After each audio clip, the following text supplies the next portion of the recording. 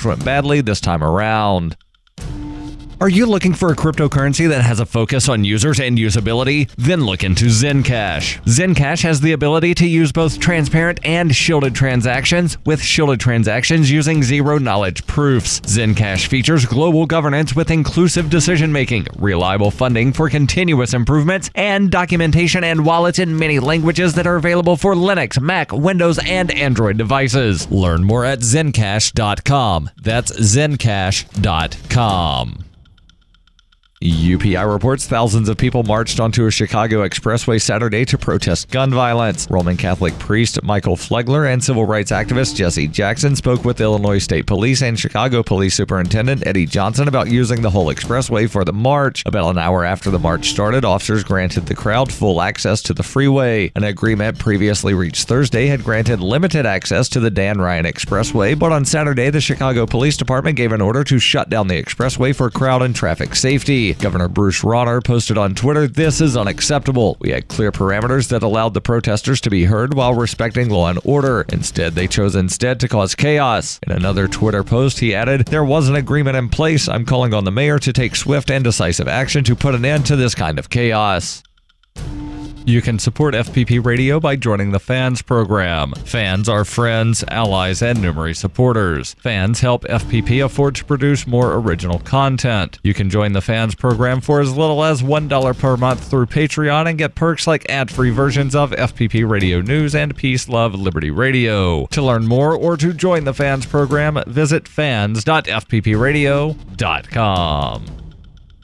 Reuters reports the Trump administration on Saturday halted billions of dollars in payments to health insurers under the Patient Protection Affordable Care Act, saying that a recent federal court ruling prevents the money from being dispersed. The Centers for Medicare and Medicaid Services, CMS, which administers programs under the Affordable Care Act, said the action affects $10.4 billion in risk adjustment payments. President Donald Trump's administration had used its regulatory power to undermine the Affordable Care Act after the Republican-controlled Congress last year failed to repeal and replace the law. About 20 million Americans have received health insurance coverage through the program. The payments are intended to help stabilize health insurance markets by compensating insurers that had sicker, more expensive enrollees in 2017. The federal government collects the money from health insurers with relatively healthy enrollees, which cost less to insure. CMS, which is overseen by the U.S. Department of Health and Human Services, said the move was necessary because of a February ruling by a federal court in New Mexico, which found that the federal government was using an inaccurate formula for allocating the payments. CMS Administrator Seema Verma said in a statement, "We were disappointed by the court's recent ruling. As a result of this litigation, billions of dollars in risk adjustment payments and collections are now on hold." A federal court in Massachusetts upheld the same allocation formula in January. The CMS statement said the agency had asked the New Mexico court to reconsider its decision and expressed hope for a prompt resolution of the issue. This has been FPP Radio News. Online at fppradio.com. Zoo visitors watch the mating rituals of the ice cream shop staff, and a serious coworker puts on headphones to focus on his sandwich. Happiness is perpetually fleeting, so try to savor the next few minutes before it disappears once again. This is the Onion Week in Review. FBI officials announced they just can't bring themselves to bust a man who recently downloaded every season of the 1990s television show Picket Fences from a BitTorrent website. While stressing that pirating copyrighted material is strictly illegal, federal authorities expressed their sympathy for the man and claimed that perhaps the story of Sheriff Jimmy Brock and the strange events in a small Wisconsin town is all he has left to cling to. We have more than enough evidence to bust him for piracy, but if the poor guy really wants to watch all 4 seasons of a 20-year-old CBS drama that nobody remembers, he's clearly going through a pretty big rough patch right now. Frankly, we don't need to make it any worse. For statistical purposes, we have seized all private data from your personal computer, and we are disgusted with your recent internet search history. You sick f***. For more, keep checking theonion.com.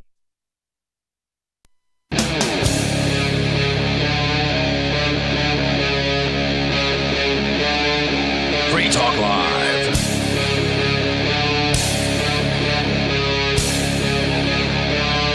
That's right, it is Free Talk Live, and you are able to call in and talk freely live here on this live Sunday edition if it's from 7p to 10p Eastern Time. Frankly, 7 days a week. It doesn't have to be this Sunday, but if you're hearing me from 7 to 10, or not hearing me from 7 to 10, you can call in That's Eastern time, mind you. It's Right. Mark with you. And Darryl. The number is 855-450-3733. It's 855-450-FREE. And we're going to pick the low-hanging fruit today. How kids... Oh, I don't want to pick fruit today. Oh, no, you're picking this fruit. How kids are dumb, sadly. So, new and interesting ways that kids are dumb. It looks like, from a Today.com article, schools in Britain are throwing their hands up over kids who can't tell time on traditional clocks. And by that, I mean sort of a clock with a face and hands. Right. So the things that we've got hanging up in here with little red and green stickers that signify various things for us. And that particular clock is a mystery to what appears to be a large percentage of children today. All right. So to be fair, yeah, let's try to do that, because I'm not very good at it when it comes to, talking about other generations. I tend to be like, oh God, that generation. To be fair, have you watched the television show? And I don't know if it still happens, but there used to be at least a television show called "Are You Smarter Than a Fifth Grader?" I have heard of it. A lot of adults are dum-dums too and couldn't answer questions that fifth graders are expected to answer. So in defense of these kids, and I don't know what age the kids are in your article here, a lot of adults would be confused by that clock as well. I'm just wondering, honestly, I brought the article up because I wonder whether the analog clock is an anachronism at this point. If you look at your computer, it tells the time. Here, I'm looking at the computer, 7:08 p.m. It's very clear. Mine clearly states 1908, and it's showing me the seconds. Excellent. That's the way to do it. Because I use 24-hour time, and adding or subtracting 12 confuses people too. Yeah, I use 24-hour time on certain clocks at my house, but for whatever reason, I haven't changed my computer over. Because you don't know how electronics work. It's just doing things on electronics that bothers me. But I pull out my modern-day version of the pocket watch, the cell phone. Yep. And I look at it, and here it says 7:09, Sunday, July 8th. It's very clear. Whereas when I look up at the studio wall and I look at the analog clock there, I can totally see how somebody is confused by what they see. For one, I know the time, what time it is. I just have a general idea of what time it is, so looking at that clock makes it easy for me. But if you're just to sort of spin numbers around and grab somebody on camera and put a clock in their face and say, "What time is this?" You're probably going to confuse some adults too, just because it's not that time. Right. That's exactly the thing that I just said. Well, I'm talking about how it's not smarter than a fifth grader in this instance. I'm saying a lot of adults don't know how that clock works either. So the fact that there are some kids that don't know how that clock works, it's not look at how dumb those kids are.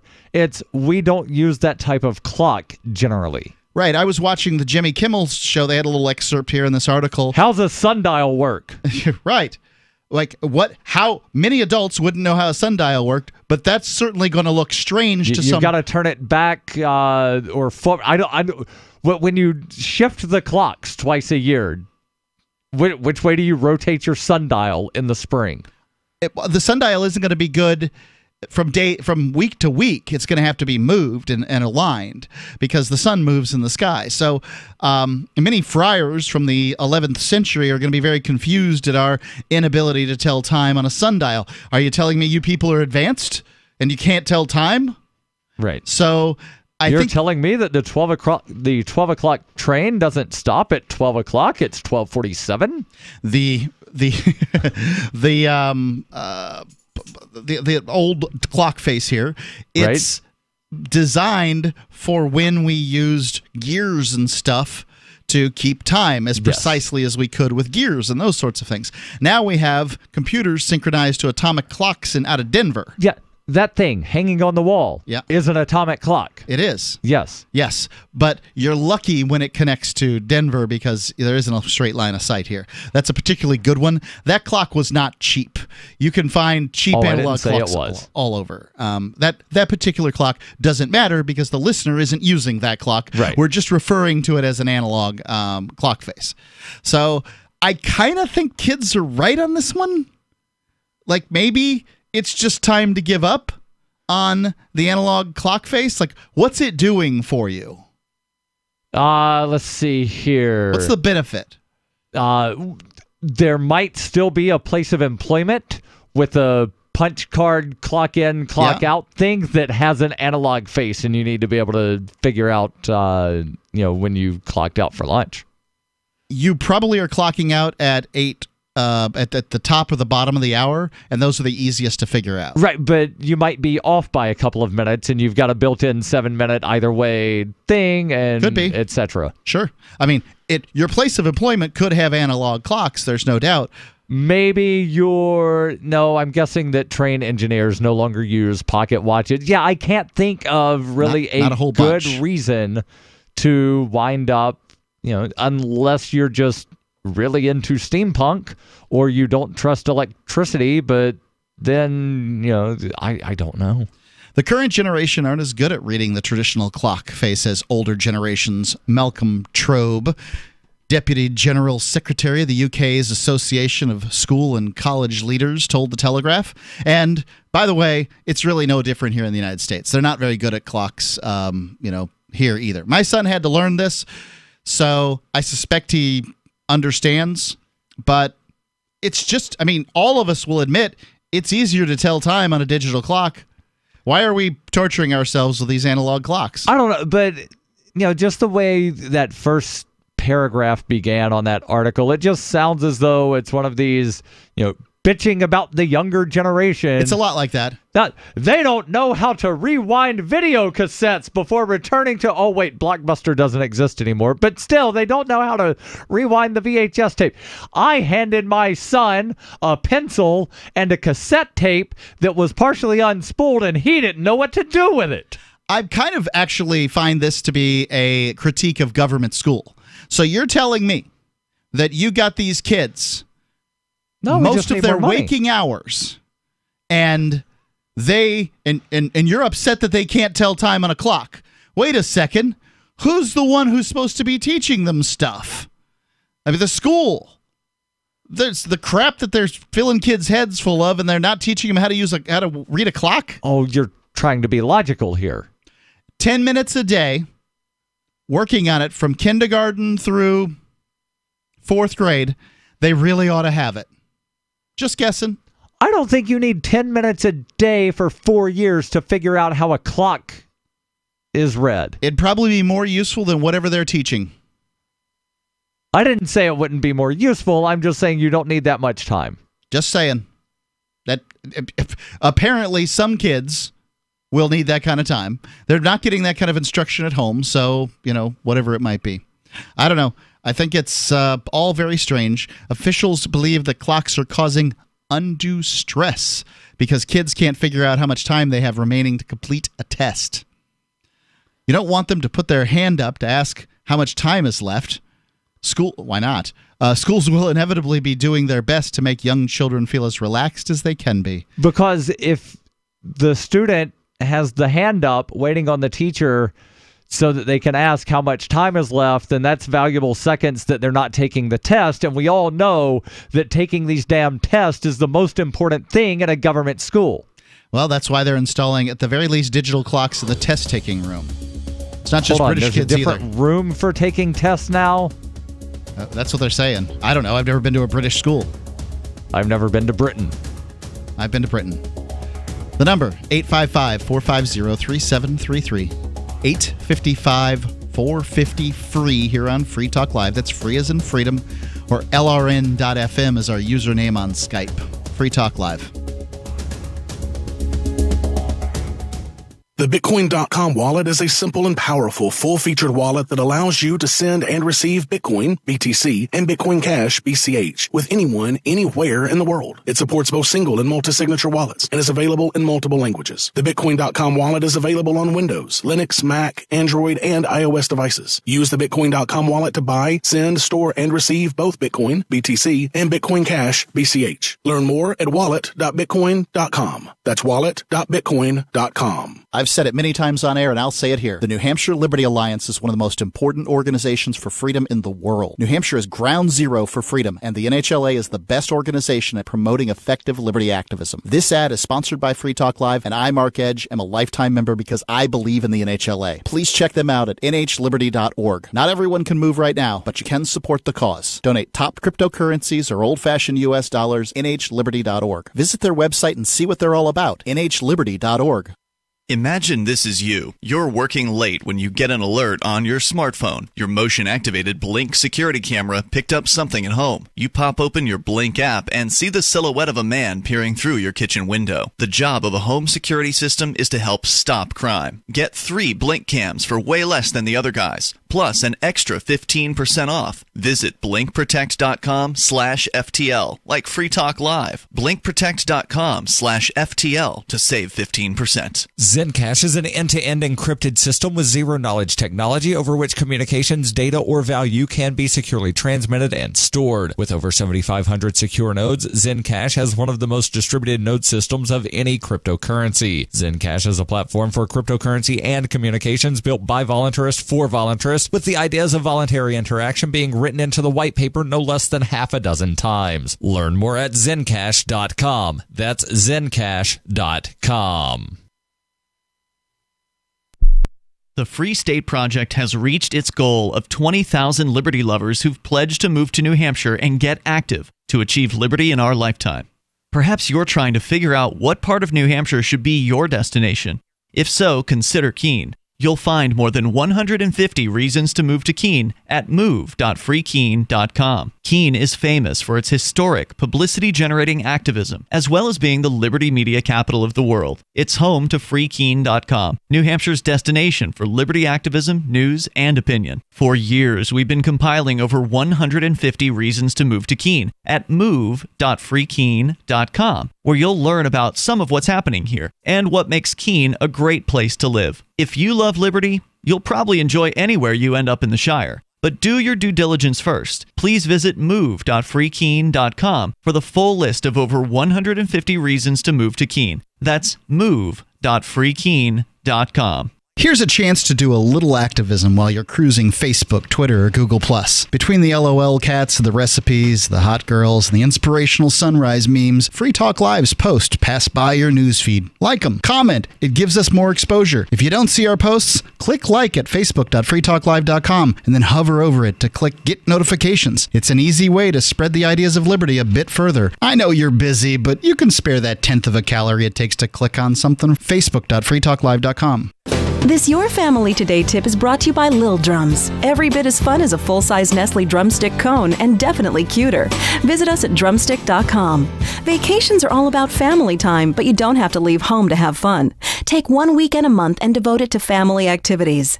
Pull out the board games and puzzles, serve up some treats, or have a picnic. Even without leaving home, you'll feel like you've really had some time away. For more tips like these, visit us at parenthood.com/yourfamilytoday. Join the LRN.FM Discord for live chat 24/7 at discord.lrn.fm. That's discord.lrn.fm.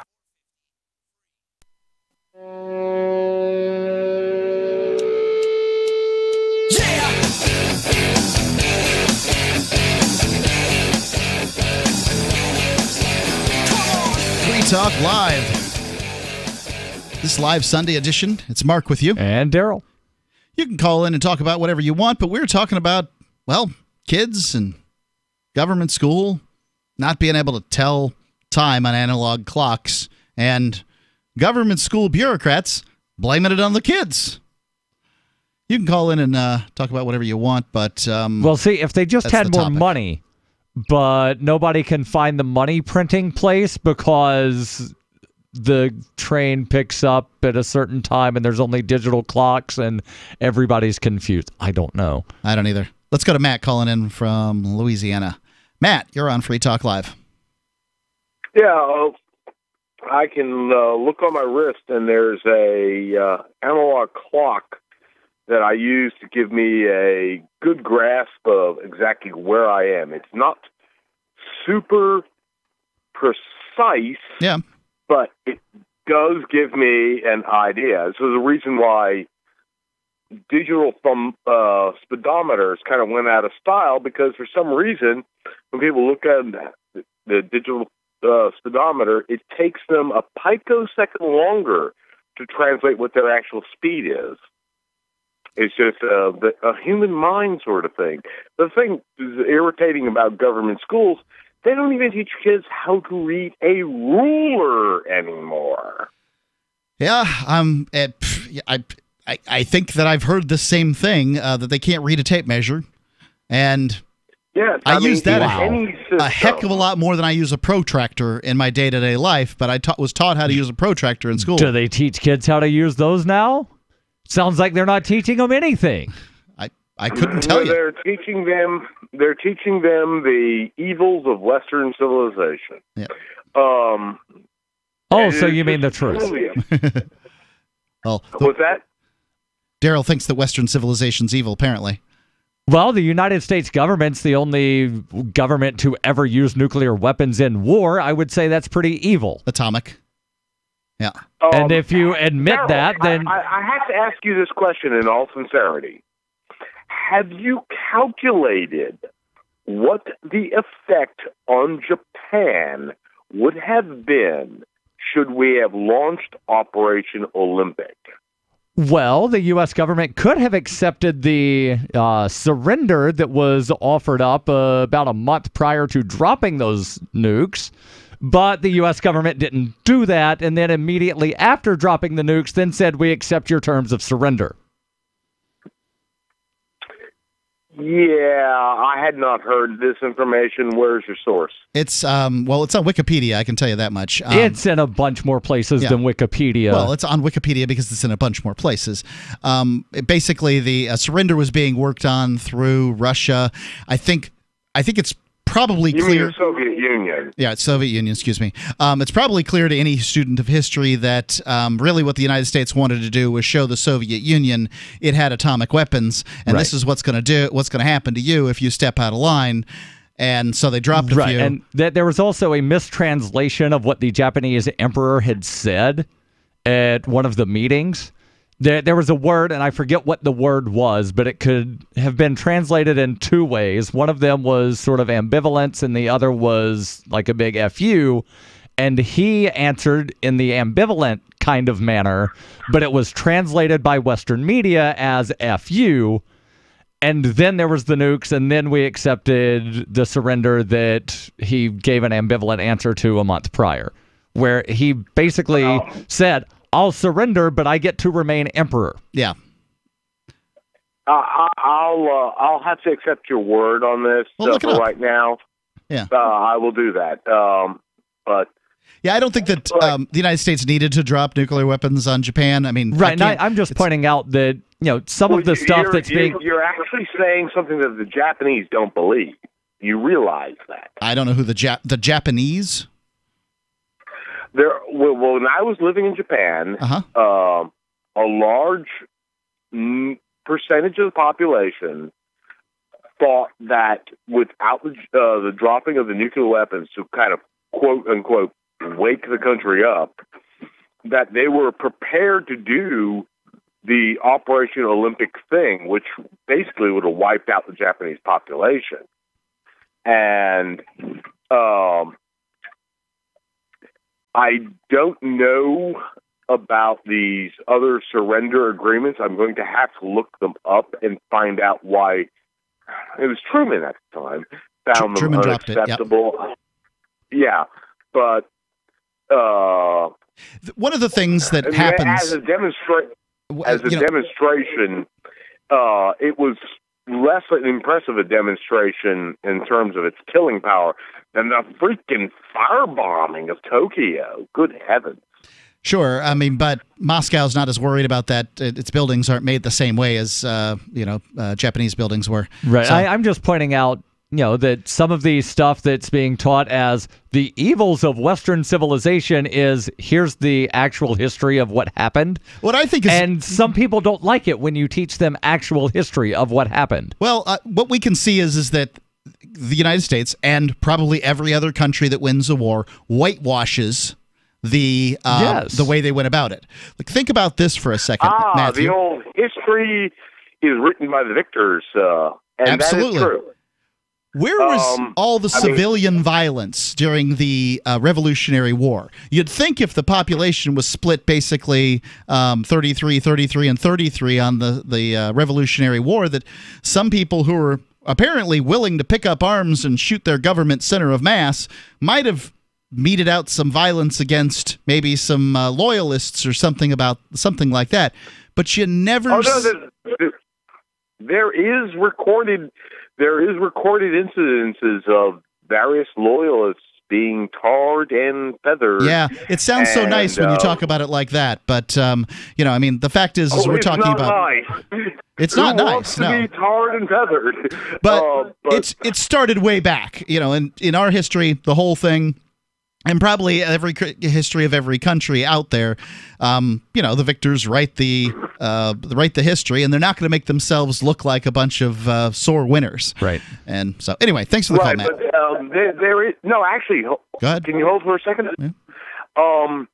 I do recommend if you've read Robert Heinlein's books, I do recommend that you read Starship Troopers, because he goes into a lot of this stuff in detail. Now, his conclusions may be a little bit different than yours, but don't count on the movie to the movie was great. Anything about what you think. But it wasn't much. The movie was great as a standalone. Yeah. But if you compare it to the book, you'll want to find the people who wrote the movie and beat them with a baseball bat. I've heard that. That would be violent. Thanks for the call, Matt. The number is 855-450-3733. So, Darryl, comparing the United States, I'm calling it evil, I think that... Evil things have been done by the United States government. Absolutely. And people true. don't like hearing that, because they then say, oh, you're just saying how evil America is. That's not what I'm saying. What I'm saying is that the U.S. government has done evil things, and people don't like being taught the truth. Well, certainly that much is the case. Evil things have been done by probably any government that's been in power. Yes. The number is 855-450-3733. Free Talk Live. Most of you know that heart disease is the #1 silent killer in the U.S. What if I told you for just $54.95 a month you could fight against heart disease naturally? At Heart and Body Extract, we've been helping thousands of people get back to a healthier heart. Don't just take my word for it. Check out all of the success stories at hbextract.com, or to order, call 866-295-5305. That's 866-295-5305. hbextract.com. Don't risk it when you can take charge of it. Now there's a proven powerful anti-inflammatory that absorbs 40 times better. Yes, Nano Curcumin Plus from One Planet Nutrition contains smaller particle size that allows absorption over 40 times better into your bloodstream. Nano Curcumin Plus may also help reduce pain and inflammation, detoxify, and help against heart disease and diabetes. Nano Curcumin Plus is now on sale at OnePlanetNutrition.com. Use promo code GCN for your special discount at OnePlanetNutrition.com, the next generation of nutritional supplementation. This is Michael Dean from the Freedom Fiends. I've run websites since 1996 and have used over a dozen web hosts in that time. AgristHosting.com is the only one that hasn't broken my heart. Agrist Hosting's uptime and service is stellar, and their DDoS mitigation is the best I've seen. That's important because if you tell the truth in this world, you'll ruffle feathers. And some people will try dirty tricks to silence your voice. No matter what the haters hit us with, Agrist Hosting keeps our websites online. If you have a mission-critical commercial presence or a world-changing activism site, you cannot tolerate any skullduggery. So go with AgristHosting.com. Have a WordPress or blog site, but you're not satisfied with performance or uptime? Or just want raw hosting? Want to pay with Bitcoin? Agrist Hosting specializes in high-performance hosting with personalized service. Go to AgristHosting.com and click on the button that says Get Hosted. That's agristhosting.com. What do you shop for that you could otherwise buy at Amazon? Pretty much everything, right? Amazon has competitive pricing and they deliver, and that's a big plus. If you could plan ahead in your shopping, would you be interested in saving up to 33%? There's a catch. You have to do your shopping in Bitcoin. But imagine those savings. It's like a huge raise. All you have to do is go to saveatpurse.com. We've saved thousands, and you can too. Plan ahead and save. Saveatpurse.com. So you've heard all 3 hours of the latest episode of Free Talk Live, and you're still hungry for liberty-oriented audio content? Did you know that we have another 24/7 audio stream at LRN.FM? The Liberty Radio Network airs the latest episodes of some of the best liberty-oriented podcasts on the internet around the clock. In addition to recorded content, you'll also hear live shows like Free Talk Live, originating from our Keene, New Hampshire studio. So listen anytime at LRN.FM. That's LRN.FM. Is spreading the message of liberty, cryptocurrency, and peace around the globe worth $2 per month to you? As you may already know, in addition to our internet feed, LRN.FM broadcasts on free-to-air satellite across North and Central America, as well as Sub-Saharan Africa. And we've been available on satellite for free 24/7 since 2010. The LRN.FM free-to-air satellite signal is reaching some of the most oppressive regimes in the world, and there's no doubt our ideas are making an impact. You can learn more about the channel's impact by watching the 3-minute video at fund.lrn.fm. If you'd like to help free minds globally with our ideas of liberty, cryptocurrency, and peace, you can donate as little as $2 per month via fund.lrn.fm. You can help us continue and expand our satellite broadcast to multiple continents. Visit fund.lrn.fm today, and thank you for your help. Don't forget to share the link on social media. That's fund.lrn.fm. You're listening to the best liberty-oriented audio streamed around the clock, on the air, and online. This is the Liberty Radio Network at LRN.FM.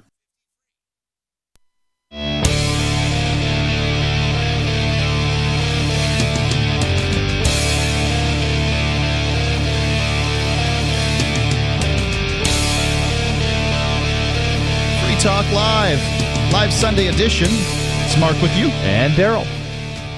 Talking about, well, apparently the bombing of Japan in World War II and kids not being able to read analog clocks. That's Free Talk Live for you. We'll get derailed. You don't worry. That's what we do around here. Everything will be fine. Also, we partner with organizations that we believe in. One of them is Liberty.menu. What Liberty.menu does is it's a website that allows people who believe in the principles of freedom to list their businesses so that other libertarians can go ahead and find them and do business with them. We've been asked this question for years. Lots of people want to do business with liberty-oriented businesses, so we partnered with Liberty.menu. It's a great site. Go check it out. I think you'll be very happy. If you use code FTL, you get a special badge. It's Liberty.menu. Let's go to Andrew calling in from Alabama. Listen on YouTube. Andrew, you're on Free Talk Live. Out there? Yep, I got you. Okay. So I had two concerns. That was Hillary Clinton running for president in 2020, and I don't think that's going to happen. You don't think it's going to happen? No, she's already lost twice. I don't think she's going to go for a third time. She's trying now. Have you seen the news? Well, tell me what the news says. I've not seen any news saying Hillary is running. I've not seen any news saying that Hillary's out campaigning. A CPAC for her saying she is getting money under the ground. She's getting money what?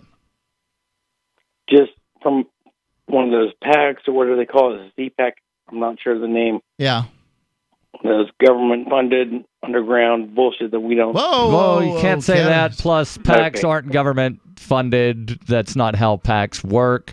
There are a couple of states that do some kind of public financing where that is government funding, but it's not through a PAC. It's through just taxation. So, appreciate the call. Yeah, they dumped him off. Good. Good. The board op's doing his job. So if we want to talk about who's going to run for president, I guess the first thing that I would have to say regarding that is we probably place too much emphasis on who's the president. One of the things that I really like about Donald Trump and what he's done with this whole let's mix up the families thing recently with families crossing the border is that he's pointed out this is the law that as it was on the books. I'm just doing it as it's on the books, and Congress really needs to clean this up. And Congress really does need to clean it up. This is not his job. His job is to enforce the law as it is written. Now, obviously, if it's unenforceable and the courts say it's unenforceable, you can't go back and just change things up. But Congress really should have a cohesive plan for immigration rather than everybody just throwing things from one side to the other. And I want to be clear on something here. And the law as written does not say separate children from their parents at the border if they cross illegally. That's not what the law says. No. The law simply says that children cannot be detained for more than 20 days. I thought that was as the interpretation of the court ruling on that. That's the case law. There actually is. It might be a court precedent, but I think it's case law. Case law is law. Right. I don't think the courts, the law addressed this very specifically. But in either case, you've got one thing saying that children can't be detained for more than 20 days. You've got another thing saying that people that cross a border in violation of immigration laws or otherwise, like overstay a visa, etc., can be detained. And now you have to balance the two because some of the people that have violated the immigration law have children with them. So how do you detain without not detaining the children? And it seems like, some of the people are just saying, oh, well, just see, you detain the children, but you keep them in the same cell as the parents. It's not. And that's not a better solution. Understood. But Congress really should solve this problem, right? Congress should not exist. There's actually no congressional authorization for them to deal with immigration at all. So the United States Constitution is pretty clear that it handles naturalization. Naturalization. Sure. It does not handle immigration. The two are different. I understand they're different, but I mean, who's supposed to deal with it? The Constitution actually says, and I don't have the wording in front of me, but it said that Congress could not do anything about immigration until after 1808, and then only by amending a certain provision, and they never amended that provision. Okay, I'd be interested in reading more about that, but I don't know the specifics on that. I know that immigration wasn't really addressed until the Yellow Man laws in the late 19th century. 1872, I believe, when the Chinese Exclusion Act was the first thing, and then there was some kind of anti-Irish thing. Basically 100 years without worrying about what immigration was. Basically, yes. Yeah. They also didn't worry about whether citizens voted or not voted, and, there's some interesting historical stuff there. I can see why Congress cares about this stuff. My solution, in case those are interested, my solution is basically a green card that you call something different, and there's no path for citizenship. No path for citizenship. No government money at all. Yep, that's what a green card is. Basically, it's a green card with the caveat of, under your plan, there would be no path for citizenship, which would create separate classes of men, which basically is in violation of Article 14. That's an interesting point, that the Constitution says that there shouldn't be separate classes, and this would definitely create separate classes. 14th Amendment, I said Article 14 is 14th Amendment, the equal protection. And if you have separate classes of men, you don't have equal protection. And I use the term separate classes of men because that's from the New Hampshire Constitution. So, equal protection under the law, I mean, we currently have, green cards where people can become...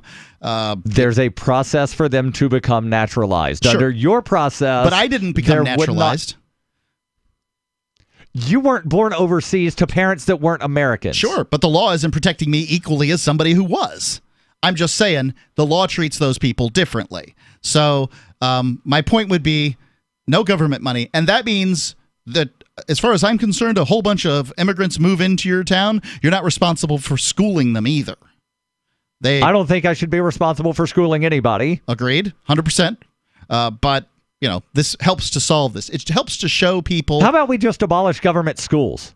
Would that solve part of your concern? Because I know that there are some people that their big concern is, well, they're using these things that they drive on my roads.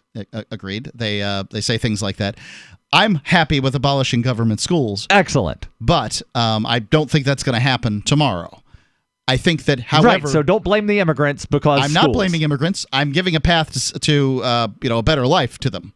And that it seems like people want to kill the baby while throwing out the bathwater. You know what I mean? Well, we can't have that because it might create this problem or that problem. Well, I'm just trying to make their lives better so they can get away from whatever the heck's going on over there without Americans fighting over it. Yeah. Anyway, as far as picking who the president's going to be in about 3 years from now, I doubt Bernie Sanders is supposed to be running again. I can't see how that's going to be the case. He would have been the oldest person to get in the office. Then again, Donald Trump certainly was. Right. I think it's going to be people we haven't seen before. Yeah.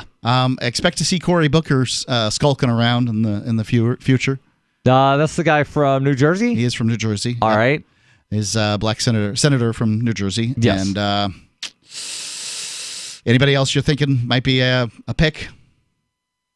Nobody's announced that I'm aware of in either the Republican or Democratic parties. Nobody's going to announce at this point. You got to wait for the second election. The guy called in about who's going to be the president.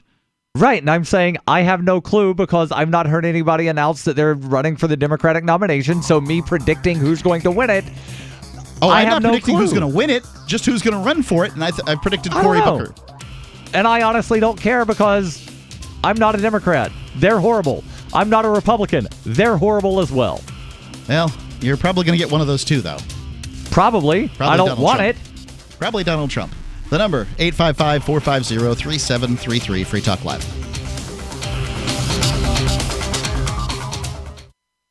This November, I'll be running the world's biggest and most popular marathon, the New York City Marathon, as a member of Team Innocence Project. The Innocence Project was the first legal organization to systematically apply DNA testing to cases of wrongful convictions as a powerful tool to reveal innocence. It's already been an extraordinary year for the Innocence Project and their clients. They've already freed more innocent people in the past 12 months than in any year in the history of the Innocence Project, and they're gearing up to do even more. The attorneys and paralegals for the Innocence Project are dedicated to doing whatever it takes to set an innocent person free. To support them, a new cohort of law students have recently joined and are excited to help with more than 200 cases of clients seeking to prove their innocence. 9 clients have been exonerated and reunited with their families in 2018 already, and your support now will help build on the incredible momentum of exonerations. You can support the Innocence Project by going to run.freetalklive.com. That's run.freetalklive.com.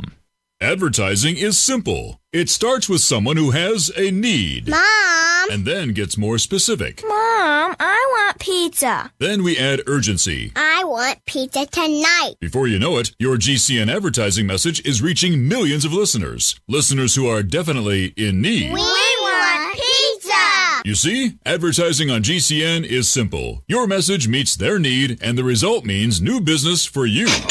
Tell us about your business. Then let our super creative department go to work to craft just the right message to feed those who have an urgent need. We want pizza tonight! GCN has the most affordable national radio advertising rates, period. And millions of people listen to GCN radio programs on over 1,000 AM and FM and XM stations and streaming audio live.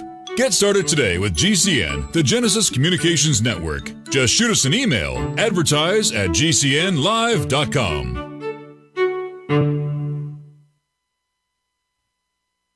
After this morning's police raid on Cosmopolitan magazine's male pleasure laboratory revealed that test subjects were forced to endure horrific abuses and inhumane living conditions, Onion reporters spoke to 23-year-old Daniel Chertok, one of the numerous men exploited for the monthly magazine's studies on erotic stimulation. It was awful. They drove us wild for days on end.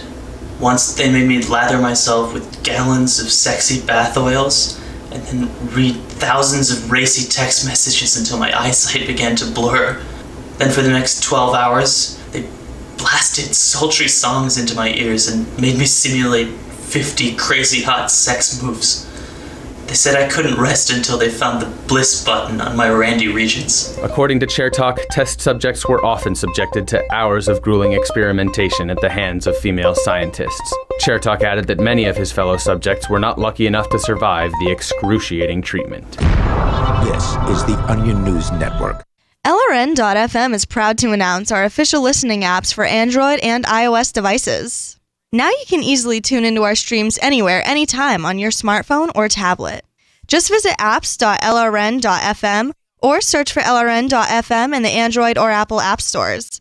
Please download, rate us 5 stars, then share the link on your social media and let your friends and family know how you're listening to LRN.FM. Download it now, free, at apps.lrn.fm. Looking for a great real estate investment? Consider New Hampshire, which is ground zero for the Liberty Movement. Your first call should be to Mark Worden from Porcupine Real Estate. He's more than just a real estate agent. He's your New Hampshire concierge. Where are the best places to live? Do you want farm, city, the burbs, or forest? Do you want a duplex or multifamily building so that renters pay your mortgage? There are homes in all price ranges in New Hampshire, and Mark can help with financing too. Invest in liberty and property. Mark Worden can help. PorcupineRealEstate.com. Do you love Twitter? Make sure you favorite the LRN.FM Twitter account so you can receive our tweets at twitter.lrn.fm. That's twitter.lrn.fm.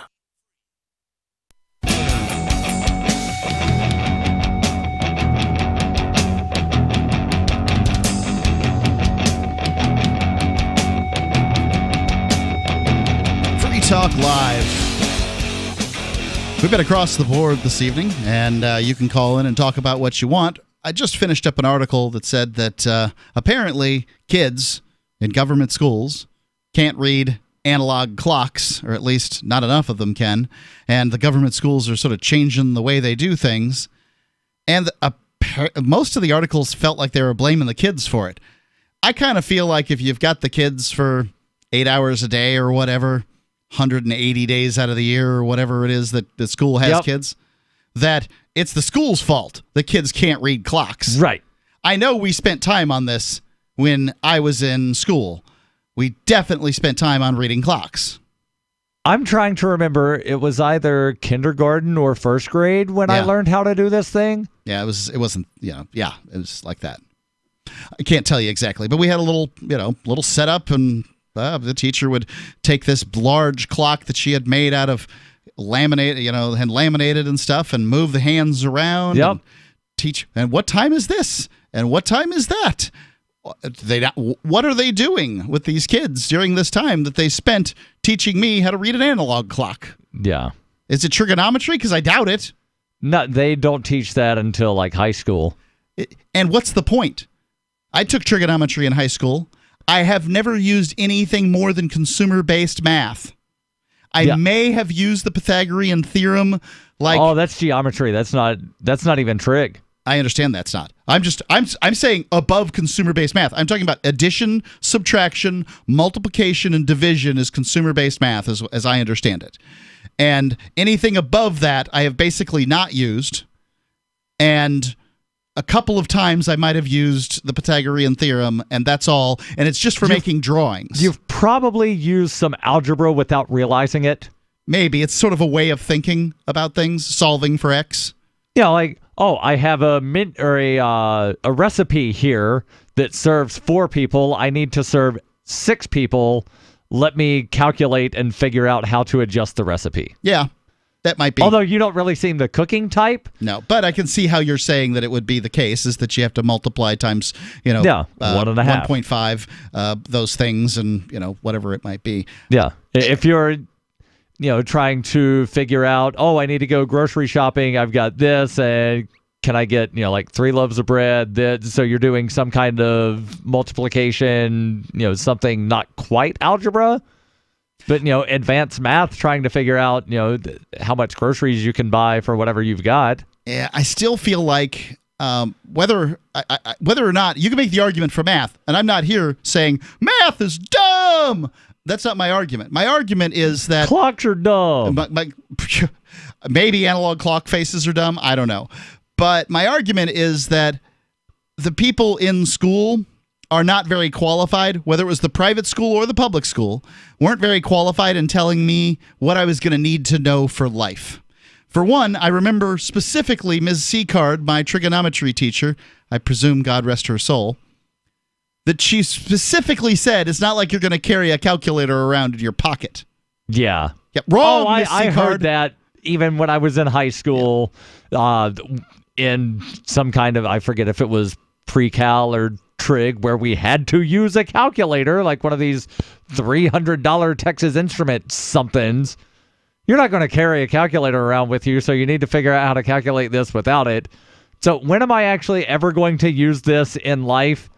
Oh, next year when you take calculus. Yeah, I don't have to take another math class after this one.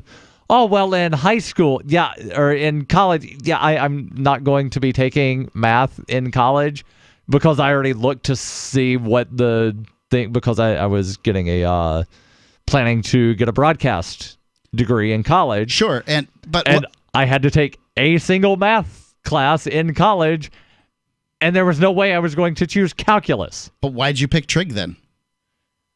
You could have easily just picked consumer-based math and breezed on and got an A. This is the first time in my entire life. I'm 40 years old. I have never heard the term consumer math before. Okay. The reason What'd you call it?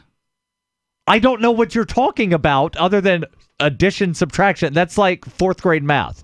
Hold on. I worked in the math department as a student aide for a math teacher. There were classes, Algebra 1, Algebra 2, Geometry, Trigonometry, Calculus. Those are the classes you're talking about. Prior to that, there's other classes. There was pre-calc, and there was something called consumer math. I've never heard that. And consumer math 1, 2, and 3. Have never heard that. I'm not claiming that that's the name of it. I'm claiming that that is the name that a municipality in Manatee County called their regular old math class. And if we had that in Manatee County, Florida, you sure had it in Birmingham, okay? Probably, because I did go to a blue ribbon school. What do that mean?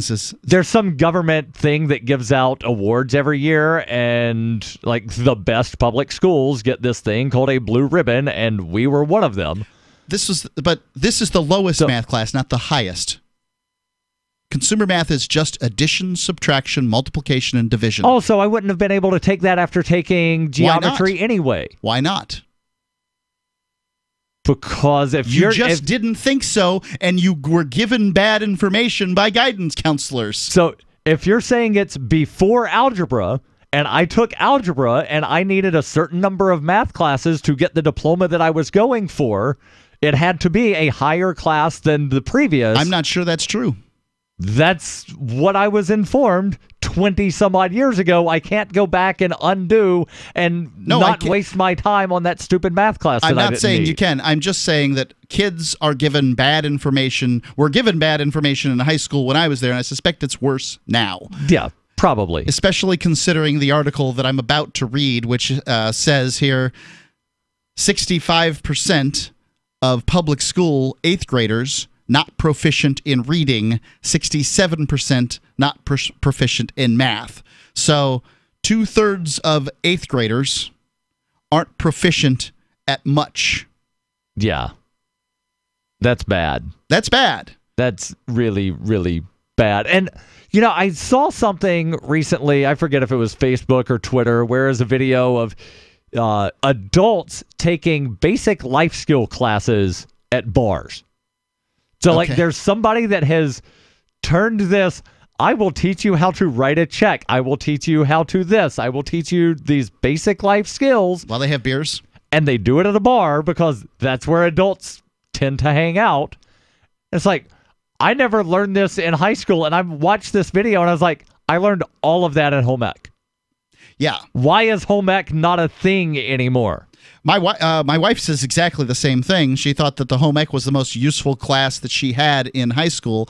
Yes. And what we had was something called life management skills. There was a home ec class, but it was rarely taken by boys. But we did have life management skills, which taught you how to write a check, but it didn't tell you sort of the importance of, say, compiled interest and those kind of things. So that was taught in economics class. Yeah, I'm afraid that economics class didn't have much math when I took it. It was just sort of concepts. But I took economics class at the dumb kids' school because I had already been kicked out of government school at that point. So yeah, we didn't learn a lot. It was basically here's a vague idea of how a stock market works. Here's how interest works. Yeah, that sounds about right. Might have learned some other stuff, but those are the only things that I understand and recall. 65% of 8th graders in American public schools in 2017 were not proficient in reading, and 67% were not proficient in mathematics, according to a national assessment of educational progress test, and the results were released by the U.S. Department of Education. The results are far worse for students that are enrolled in some urban districts. So, as if those numbers aren't frightening enough, they get worse when you're talking about the south side of Chicago, Harlem, places like that. South Central. Yeah. You know, where it's just a day prison. And one number I've heard is that 20% of graduates of government schools can't have insufficient reading skills to be considered functionally literate. Right. There are a large percentage of high school graduates that have to take remedial classes in college. Yeah. Why would you be going to college if you're taking remedial classes? Because everybody needs a college degree, Mark, and it's free because, see, we wound up giving you the scholarship because you can do this thing. Yeah, that's really the problem is we see what happens when we made high school free. Now it's useless. Now we got to make college free, so it'll be useless too. Yeah. 855-450-3733. Free Talk Live. 855-450-FREE. Everybody needs a doctorate. Right, everybody. That'll solve the problem. Everybody needs to be in school till they're 35. Free Talk Live.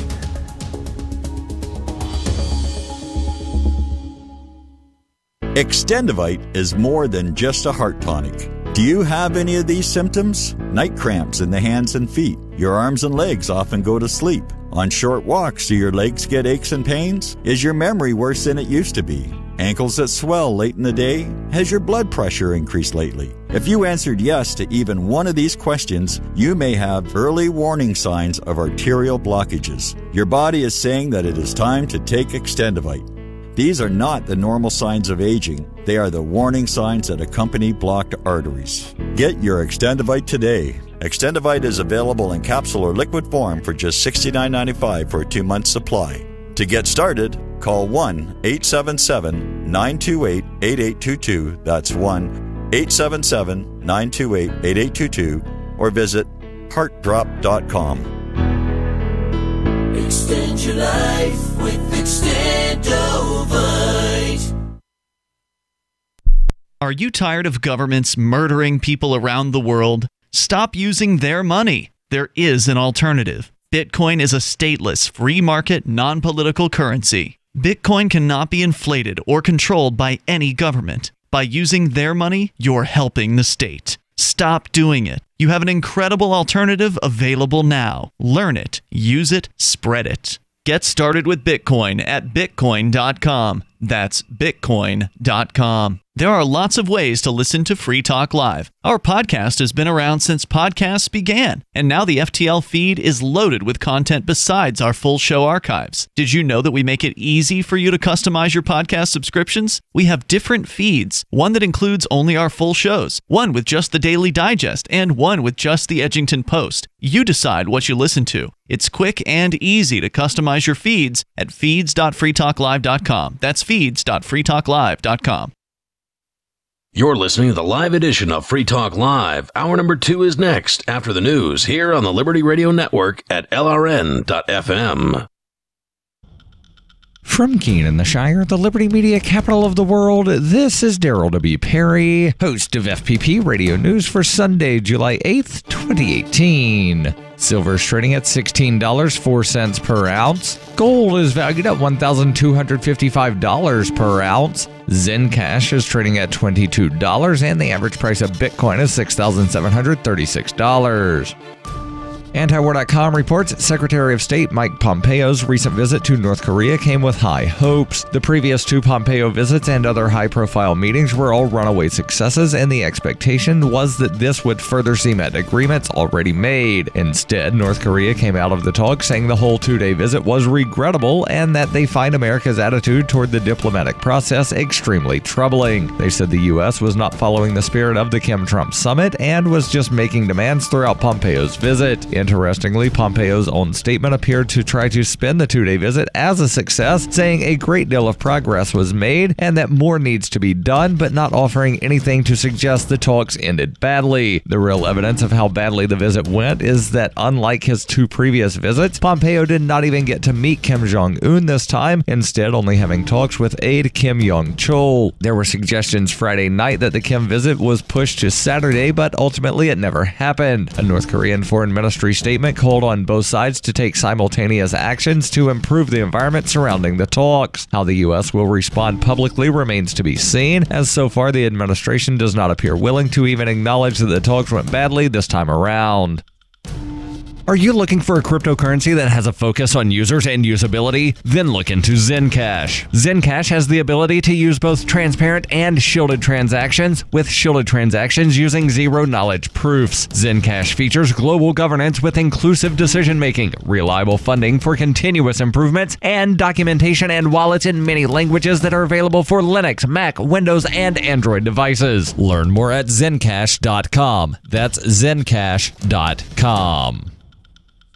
UPI reports thousands of people marched onto a Chicago expressway Saturday to protest gun violence. Roman Catholic priest Michael Flegler and civil rights activist Jesse Jackson spoke with Illinois State Police and Chicago Police Superintendent Eddie Johnson about using the whole expressway for the march. About an hour after the march started, officers granted the crowd full access to the freeway. An agreement previously reached Thursday had granted limited access to the Dan Ryan Expressway, but on Saturday, the Chicago Police Department gave an order to shut down the expressway for crowd and traffic safety. Governor Bruce Rauner posted on Twitter, "This is unacceptable. We had clear parameters that allowed the protesters to be heard while respecting law and order. Instead, they chose to cause chaos." In another Twitter post, he added, "There was an agreement in place. I'm calling on the mayor to take swift and decisive action to put an end to this kind of chaos." You can support FPP Radio by joining the Fans program. Fans are friends, allies, and numerous supporters. Fans help FPP afford to produce more original content. You can join the Fans program for as little as $1 per month through Patreon and get perks like ad-free versions of FPP Radio News and Peace, Love, Liberty Radio. To learn more or to join the Fans program, visit fans.fppradio.com. Reuters reports the Trump administration on Saturday halted billions of dollars in payments to health insurers under the Patient Protection Affordable Care Act, saying that a recent federal court ruling prevents the money from being dispersed. The Centers for Medicare and Medicaid Services, CMS, which administers programs under the Affordable Care Act, said the action affects $10.4 billion in risk adjustment payments. President Donald Trump's administration had used its regulatory power to undermine the Affordable Care Act after the Republican-controlled Congress last year failed to repeal and replace the law. About 20 million Americans have received health insurance coverage through the program. The payments are intended to help stabilize health insurance markets by compensating insurers that had sicker, more expensive enrollees in 2017. The federal government collects the money from health insurers with relatively healthy enrollees, which cost less to insure. CMS, which is overseen by the U.S. Department of Health and Human Services, said the move was necessary because of a February ruling by a federal court in New Mexico, which found that the federal government was using an inaccurate formula for allocating the payments. CMS Administrator Seema Verma said in a statement, "We were disappointed by the court's recent ruling. As a result of this litigation, billions of dollars in risk adjustment payments and collections are now on hold." A federal court in Massachusetts upheld the same allocation formula in January. The CMS statement said the agency had asked the New Mexico court to reconsider its decision and expressed hope for a prompt resolution of the issue. This has been FPP Radio News. Online at fppradio.com. George W. Bush may be retired from politics, but he's keeping busy with his new hobby of painting. Today, the Picasso-in-chief tweeted his latest picture, a turkey sandwich and glass of lemonade in front of the ghost of the Iraqi child that follows him everywhere. Rebecca Mera has been following the flourishing art career. He's pretty good, Rebecca. Yeah, well, Rachel, Bush doesn't claim to be a great artist, but as he put it, not bad for an old man, huh? Not bad at all. He says he likes painting simple things he sees in everyday life, like his dogs, that dead Iraqi child. You can see that Bush's art is improving over time if you take a look. At first, he could barely draw the Iraqi child's transparent hands, but now they look much more realistic. Much more. You know, I'm not surprised that he's getting better. Bush practices constantly. And Laura Bush says he's more focused than ever, locks himself away for hours at a time and won't talk to anyone while he's painting. Yeah. Makes you wonder if history will look back on Bush as a politician or the next Rembrandt. Up next, a study found that drinking red wine once a day can help the body get hammered. This is the Onion News Network.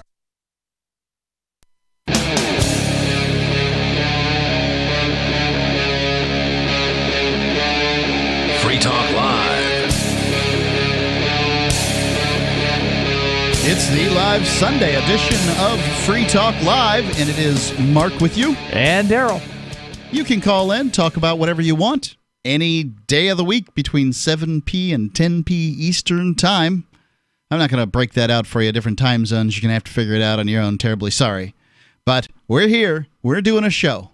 And if you're listening to us on the radio, we're probably the only thing live in the country right about now. The number is 855-450-3733. It's 855-450-FREE. And tonight appears to be Public School Kids Are Dumb night because the first... Oh, they're dumb every night. We just don't talk about it every night. I certainly was dumb when I was high school age, so I don't think it matters whether you're in government school. But I'm amused that in the last article where school kids are having trouble reading analog clock faces, the government bureaucrats are blaming it. I don't know what they're blaming it on. They're just like, the kids can't read clocks. I mean, it's like we should create an institution of people that teach kids how to do things that are practical for life. I wonder who might do that. This is the government school officials talking like this. It's crazy. But let's go to Dan calling in from Nebraska. Dan, you're on Free Talk Live. What's on your mind? So I was listening to your analog clock story, and I guess what I was thinking is, like, what's really the point of teaching people to do how to do stuff like cursive or reading analog clocks anyways? You know, I've heard stories that cursive somehow builds finger-brain coordination. It's instead of them saying it's useful for writing, which is what it is, right? They have to make up voodoo that surrounds it, that says... It is a faster way of writing. Yeah, but people don't read it. People can't read it. I stopped using it just because it is, kind of difficult a little bit. Yeah, I'll take your word. It's faster. That and I write sloppily anyway, so I have a hard time reading what I write, whether it's in cursive or just regular letters. Go ahead, Dan. Okay, so I was going to say is I'm somebody who probably was like the second or third to last grade to end up learning cursive before the schools around here discontinued it. Okay. And frankly, I've made pretty much little use of it ever since. And I do most of the schooling I've ever done, be that in high school, college, or middle school, or elementary, or anything. It's always been just typing on computers. I mean, in all honesty, it makes complete sense to me why they got rid of it. I feel like the same way about analog clocks. Like, you can quite easily go online and just look up how to read an analog clock if you want. And frankly, I almost never use analog clocks. I always see digital clocks and numbers. I really don't know very many people my age who are doing it. It's just something that doesn't make sense to worry about to me. I feel like analog clocks are more common in our world than cursive handwriting.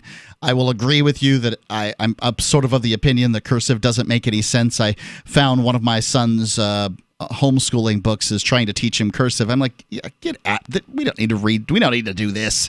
What's the point of this? You need cursive to be able to figure out how to do your signature and. Frankly, and even then you don't need to because there's no requirement that a signature actually is your name. No, it's just big X. It's fine. It's just, like whatever your mark is, and my signature has devolved to where it doesn't even look like anything but some squiggles. Yeah, it's mine. You can see like some letters in there, but that's about it. Not very useful. I think an analog, knowing how to read an analog clock is probably more useful than speaking Spanish in a northern state, but not much more. Kind of thing. It's something you should know. It'd be useful to know. And there is a good wiki, and I never even thought to do a Google search for how to read an analog clock. I bet it's there. But there is a WikiHow article on how to read an analog clock. Probably more useful than whatever you're taught in school. Dan, any other thoughts? Do I have any other thoughts? Probably not. I think I said all I needed to say. You guys have a good night. Thanks for the call. And they also have on here, and it's actually wikihow.com/read-a-clock. And it's not just how to read an analog clock. They also tell you how to read a digital clock. Well, considering these numbers from government school eighth graders here, maybe it's a good idea. Let's take Steve in Nevada. Steve, you're on Free Talk Live. What's your mind? Call from K-Talks. Steve, going once. We'll put Steve on hold, see if we can figure this out. Oh, here I am. Okay. What's on your mind, Steve? Yeah, you're the two yahoos about monkeys swimming in a lake. Monkeys swimming in a lake. What? Your commercials about monkeys swimming in a lake. Should they be allowed to swim in the lake? Well, hold on just a second. And extract wait a second. DNA I got to explain something. To see if they're Steve. intoxicated. Steve. And you're not listening, are you? I'm a caller. I'm trying to explain something to you, Steve. You're listening on a radio station, right? Correct. Whatever you're hearing could be put on by the radio station. It could be put on by our network. It could be put on by us at the studio. I don't know what you're talking about. They're your voices. I recognize this voice. Okay. I don't know what to tell you. I wasn't talking about monkeys swimming in a lake. Monkeys swim in a lake, and DNA is stretched by dolphins to see if they're intoxicated by... Are you intoxicated? Are you? No, I am not, because I'm on the radio. And you should be at home on Sundays. As a good radio between professional. 4 and 7 o'clock. Listen to me. I'm the caller. Yes, I know you're a caller, and you sound like you're intoxicated. It's bad enough that you're on the floor between 4 and 7 o'clock, but on Sundays, take a day off and get off the fucking radio. Well, you can't say that, and there are multiple hosts on this show. We do have days off. Yeah. Yeah. I think he's a little upset. We've got angry callers tonight. Well, somebody's angry all the time. I think, I don't know, my delay panel doesn't seem to be relaying here, so I'm a little concerned about that. Oh, anyway, no. I'm going to presume the board op did his job. I can't really see what's going on here. Yeah, it looks like everything's fine. So let's talk about how Free Talk Live works. Free Talk Live is called Free Talk Live because you can call in and talk, even if Darryl does interrupt you. You can call in and talk. It's not called the Darryl and Mark Show or the Mark and Ian Show or the Mark and Ian and Darryl Show or any of those, Flim, Flam, and Fluey or Shadrach, Meshach, and Abednego, because it doesn't matter who's on. Right. We could not be here at all. Ian and Darryl and I could be take a vacation to Mexico, and somebody else could run the show. Yep. All they have to do is turn on the mics, talk about some news items that are relevant to them. We like to take a liberty-oriented stand here on Free Talk Live, but I don't think it's necessary. We'd probably lose the funding of our amplifiers over time if we just abandoned libertarianism, but if we had one or two nights where it's just weird stuff happening, it'd be fine, I think. Right, but being libertarian host is what sets us apart from all of the other talk shows that are syndicated on broadcast radio. Also, being on 7 nights a week sets us apart from those shows, too. And the gentleman was talking about that. How many nights a week are you on, Darryl? I'm on, 4? Same here. I'm on 4. It's not like I'm working my butt off over here. Yeah. It's a talk show that's on for 3 hours, and I'm on 4 nights a week. It's 12 hours. Don't worry, pal. I'll be okay. Yeah. Yeah. I've got plenty of time for my family. And Ian's got 5 nights a week, and then we've got some other co-hosts that sit in. Right, and I wanted to try explaining to him why I wasn't drunk, because he asked if I was. And I'm not drunk on the radio because that's not professional. Also, it's against the FCC rules. I wouldn't allow you to Whether be it's against the FCC rules or not is irrelevant to me. Yeah. It's whether or not it's professional, and I do my best to be professional. I realize that, occasionally I might interrupt someone, but it's generally to try to clarify something or to answer a question that a caller asks where I'm trying to actually answer the question. Yeah, when they ask a question and then keep talking, that's always funny. Yeah. So... Yeah, and I have no clue what he's talking about dogs swimming with dolphins. Monkeys swimming in dolphins. I typed in, I did a Google search DNA. And came up with something about dogs swimming with dolphins. I still have this article here that talks about, about 2/3 of American 8th graders can't read proficiently or do math proficiently. 855-450-3733, 855-450-FREE, Free Talk Live. She seems happier. Her fur is so much shinier, silkier, softer.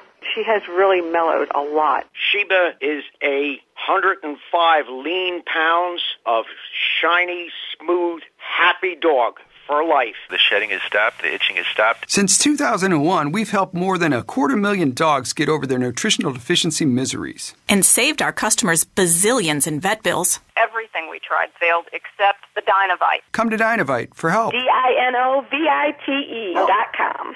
If you want the dog to be healthy, you got to feed it something healthy. The omega-3 fatty acids, flaxseed, zinc, alfalfa, the digestive enzymes that are cooked out of regular dog food. Dynovite is nutrition. Dynovite for life. Don't let your dog itch, scratch, stink, or shed like crazy. Come to Dynovite for help. 859-428-1000. 859-428-1000. DINOVITE.com.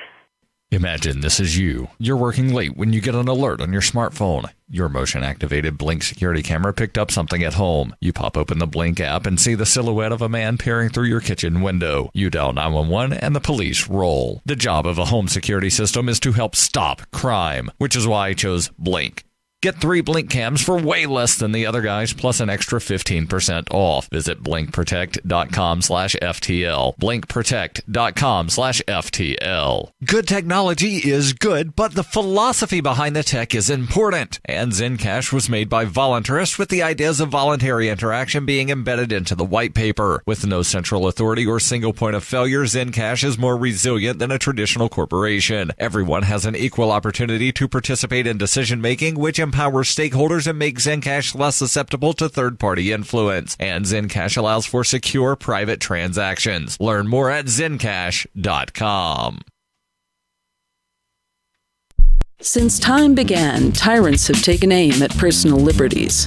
Now there's a movie that aims back. The government has no more right to tell us what to put in our bodies than they have to take our guns or tell us what books we can read. 6 drug police were eaten by bears while raiding a marijuana farm. On your knees, you dirty hippie! Jesus. On your knees! What's the problem, officer? Today, many cops who enforce pot laws do so only because it provides them with cushy jobs, good benefits, and a chance to push people around. I was an undercover narcotics officer. The drug war is nothing but a farce. The Second Amendment says you gotta keep you and your gat intact. Guns and Weed, The Road to Freedom. A film by Michael W. Dean and Nima Vadadi. DVD available now at gunsandweed.com or on Amazon. That's gunsandweed.com. Makes the perfect gift.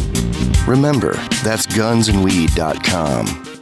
LRN.FM now has a Discord. Discord is a free text and voice chat platform, and we now have our own server with a bunch of channels at discord.lrn.fm. You can join other listeners as they chat about various things during our live shows, or anytime, day or night. Discord software is available cross-platform, so you can have it on whatever device you want and take your chats anywhere. Join our Discord at discord.lrn.fm. That's discord.lrn.fm.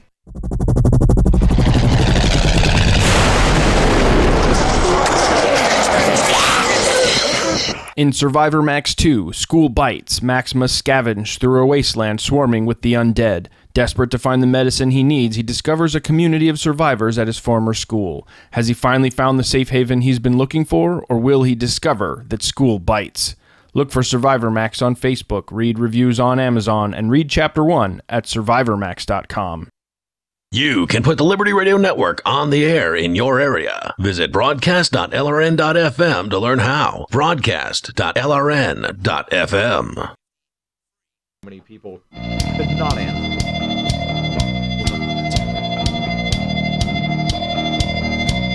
Free Talk Live. I think I had the mics unmuted the whole time. Professional broadcasters here. Live Sunday edition. Mark with you. And Darryl. 855-450-3733. Call in, talk about whatever's on your mind. We're talking about, well, government school, people not being able to read, do math, things like that. Bitcoin.com wants you to know that SaveAtPurse.com is now accepting Bitcoin Cash. Speaking of math, you can save up to 33% off on things that you would buy from Amazon. You'll certainly save 20 to 25% if you want to save that much. Yes. And these are the regular things from Amazon. Wouldn't you like to just save 20% on the stuff you buy there? It's easy. Go to SaveAtPurse.com, use Bitcoin Cash, and you can buy and sell, or excuse me, buy. Yeah, you could work on the selling side if you wanted to. That's SaveAtPurse.com. Go get an account now, fund it, and they tell you how to get Bitcoin. The best way to get Bitcoin is to go to Bitcoin.com. They've got wallets there. They've got ways to buy Bitcoin, ways to use Bitcoin. Great Bitcoin news. Bitcoin.com. Let's go to Wick calling in from the Discord. Wick, you're on Free Talk Live. Hi there. I was just wondering if either of you remember from school, presumably, what an isosceles triangle is. Yes. Oh, that's the one with three sides that are the same length. Three sides the same length, three angles that are the same degrees. The angles would have to be the same. They would have if to be, the yes. sides are the same length. Yeah. Very nearly. It's two sides the same length and two angles the same. So this is the one that's 45, 45, 90? No? Yeah, okay. It could be. So I said we gave you an equilateral triangle rather than isosceles, right? Okay. I think so. Well, anyway, the reason I ask is because I saw this YouTube video of this guy who went around in a public place somewhere asking people to identify the verb in a sentence, a really simple sentence, like he passed his brother the salt. And then they said, identify the verb in that sentence. And loads of people couldn't do it. Couldn't find past. And then they asked, yeah. and they asked those same people if they knew what an isosceles triangle was. And a lot of them got it right. And I just thought that was weird. But the main point I have to make about the way math, I should say, is taught in schools is that a lot of people say, I've noticed that it's taught in a way that seems really irrelevant. Like you learn how to do all these equations and you learn all these rules and things without knowing what they are or why you would ever want to know them in real life. And I think, and I've heard other people say it too, that the most interesting bits, the bits that actually give it meaning and reason, like maybe like the thinking behind math or like the philosophy of math, those things aren't really covered in schools. If you take the number zero, I mean, if you think about before the number zero ever existed, if you think how difficult it must have been to imagine a use for a symbol that actually represents nothing. Nothing, yeah. And yet it's such a useful symbol. I think that the zero was created by the Arabs, or by the Muslims, which means that during their heyday, the numbers that we use today are called Arab numbers because they were created by the Arabs. Yeah, so I mean, we're talking about only 1,000 years old. Correct.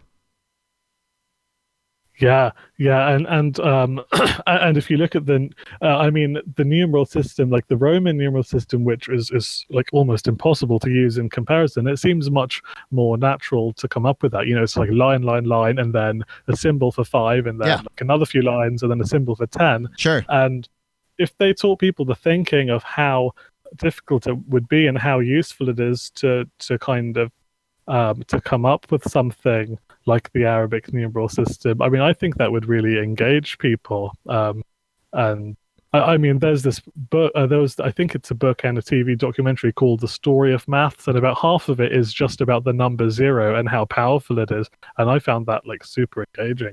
Yeah, and one thing that I've noticed over, I don't know, at least the last decade, probably going back to closer to when I was in high school, is that most people working as a cashier now, they can't figure out change without typing the numbers into the thing.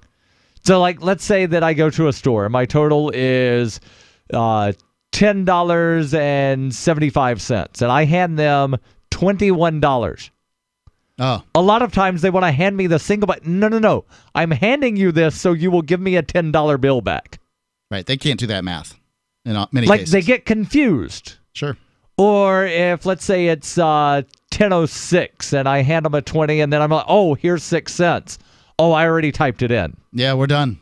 We're done here. I can't figure out that 6 cents plus 94 cents that this thing tells me in change means I give you an extra $1. Wick? Yeah. Appreciate the call. Yeah. Go ahead. Yeah, no, I agree. I think that's terrible, and we have the same issue here. Oh, I suspect government schools aren't any better in England. Yeah, and actually private schools follow the government syllabus, so they're not really that private to do things in a very simple. Oh, looks like we're losing Wick. Yeah, and it's the vagaries of the internet. Terribly sorry. Private schools in the U.S., they, to a large extent, have to follow the same government standards in order to wind up getting the accreditation so that the high school diploma is recognized as valid. They don't necessarily have to do things the exact same way, but there are, various standards that some government organization that is quasi not government has to come and make sure that things meet certain standards. Let's go to Barry in South Carolina. Barry, you're on Free Talk Live. Well, hello. Hey, what's on your mind? Thanks for taking my call. But who was that was just talking? Was that Larry or Darryl? Mark and Darryl are on the air. I'm Mark. Darryl. Okay. Yeah. Well, Darryl kind of stole my thunder. I was when you started talking about the analog clock and then simple math and things like that. My favorite thing is like when you go to the grocery store or you go somewhere and the machine breaks down and they don't know how much change to give you right out of what you give them. They don't even know how to count change. And, when I was a young child, my grandfather actually taught me that. How to do change? How to make change from, the American currency, My dad had I have to admit, I'm really confused by Bitcoin, but I think I'm going to sign up for a course on that from a fellow who's given a course on it. Excellent. I think you'll probably find that very fruitful. Really intrigues me, but, I'm 65 years old, and if you didn't know the currency that your country uses, man, you got a big problem. And like, if these people can't punch those numbers in that computer, they stand there and they give you that dumb look and then they distrust you. If you're trying to tell them how to count back change. Right, God help you if they give you back the wrong change, they'll never believe you. Oh man, I'm telling you. But anyway, I love your show and keep it going. One thing I would ask you to do. Hold the line, Barry. Come back and tell us. 855-450-3733. Free Talk Live. Hunters, anglers, campers, and survivalists. Get back to nature. Expand your horizons with the highest quality, most versatile, unique slingshots and sling bows on the market at slingbow.com. Slingbow products are compact and models start from just $17.98. They're perfect for your bug-out bag or storing in your vehicle. Give yourself and your loved ones the excitement and tradition of Slingbow, a new frontier in archery and truly modern twist on this primitive survival tool. Feel the thrill only at slingbow.com. This is Dan Pilla. Do you owe the IRS money you can't pay? Are tax debts crippling you? I've defended people from the IRS for over 30 years. I've helped thousands, and I can help you too. I wrote the book on IRS settlement, and I'm telling you, there's no such thing as a hopeless case. Call 800-34-NO-TAX to finally get free of IRS debt. With the IRS's new programs, there's never been a better time to solve your problem. Call 800-34-NO-TAX. That's 800-34-NO-TAX, or my website, danpilla.com. Hey guys, Mark Claire here, lionsofliberty.com, where we strive to advance the ideas of liberty daily. We bring you the Morning Roar. That's right, every Monday to Friday we'll have a brand new edition of the Morning Roar, where we provide a roundup of some news stories that you may not find in the mainstream media or even in your typical social media newsfeed.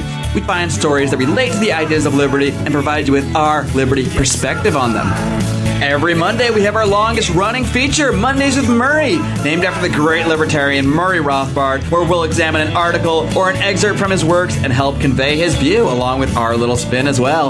We wrap it all up every Friday with Felony Friday, where our own John Odermatt goes out and takes a look at some sort of felony. There's felonies committed every day, you know, whether it's a felony committed by the police, a politician, or even an average citizen. You can find all of this and so much more over at lionsofliberty.com. Advancing the ideas of liberty daily. I love My Magic Mud. I drink a lot of coffee. I had stains on my teeth. Then I found My Magic Mud, and I was told it would remove stains. So I paid attention when I brushed the first time. My Magic Mud is black tooth powder, and the difference it made in my teeth in one application was noticeable. With 4, my teeth were as white as you normal folks out there. Please go to mymagicmud.com and buy a jar. There's 150 applications for $25. You can use Bitcoin, mymagicmud.com. The 3 most important things you can do for Free Talk Live are: 1, share 1 episode a week on Facebook or in some other social networking site. 2, buy the things you buy online through shop.freetalklive.com. 3, give $5 a month to the AMP program. It's my firm belief that Free Talk Live's AMP program is the best use of your charitable dollar among liberty-oriented organizations. Support all the organizations you love, but make sure you give $5 a month to AMP at amp.freetalklive.com. Why did you move to the Shire? I moved here to the Shire because there's other people around who take liberty just as seriously as I do. I moved to the Shire because I saw videos of people challenging authority and thought that I could get support myself. It called to me, like, do this right now. I wanted to be around people like me who got it, and once I got here, I knew there was nowhere else that I wanted to be. I've always wanted to change the world, so I moved to the Shire to join people who were actually working towards doing the same thing. The people here are awesome, loving, and positive. It was for the adventure and for the feeling of something important is happening here, and I just wanted to come to sort of be part of that. Visit ShireSociety.com to read and sign the Shire Society Declaration and learn the reasons why, if you love liberty, you should immigrate to the Shire. Plus, add yourself to the Shire map at ShireSociety.com. That's ShireSociety.com. Help get LRN.FM into more ears. Visit promote.lrn.fm for a free bumper sticker, flyers, banners, graphics, and more. Promote.lrn.fm.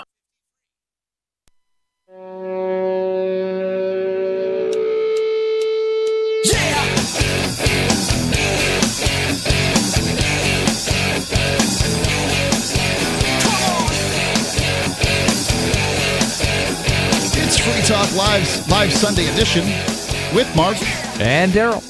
I want you to know about my Blink home security system. I got this great system, easy to set up. All it is some cameras.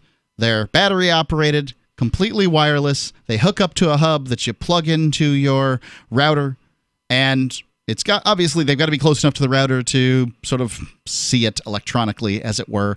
But other than that, you can set the timing on it.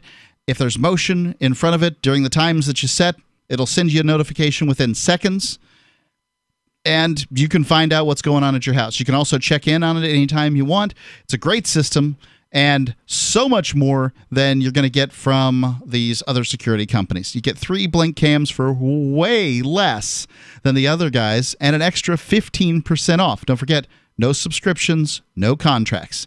Visit blinkprotect.com/FTL.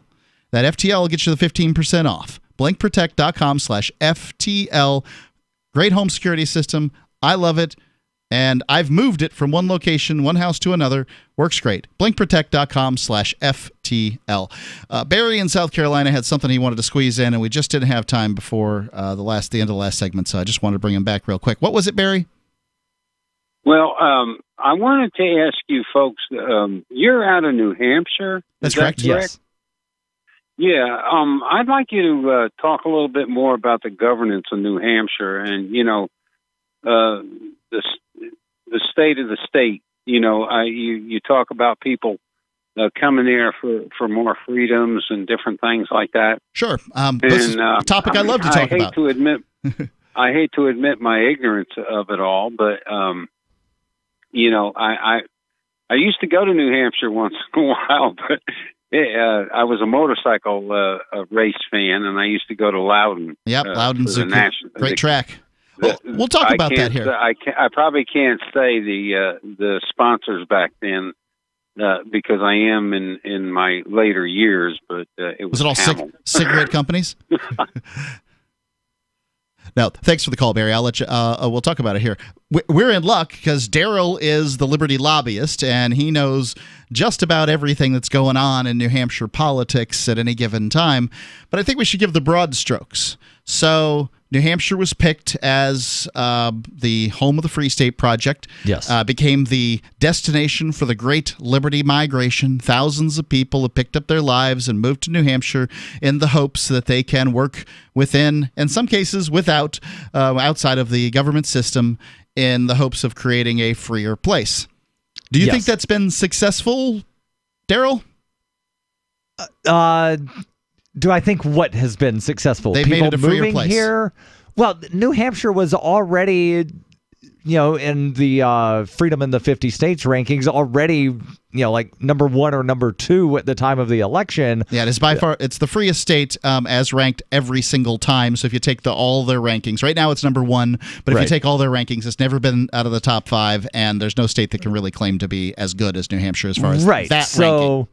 It's really difficult to say whether or not, New Hampshire has improved upon already being the freest state in the country. But because I've not looked at the numbers. Okay. So I can only look at various things where in certain areas it seems as though other states are moving ahead of New Hampshire. It really stinks these other states are getting, marijuana legalized, that kind of thing. Right, but there are certain taxes that we don't have here in New Hampshire that other states do.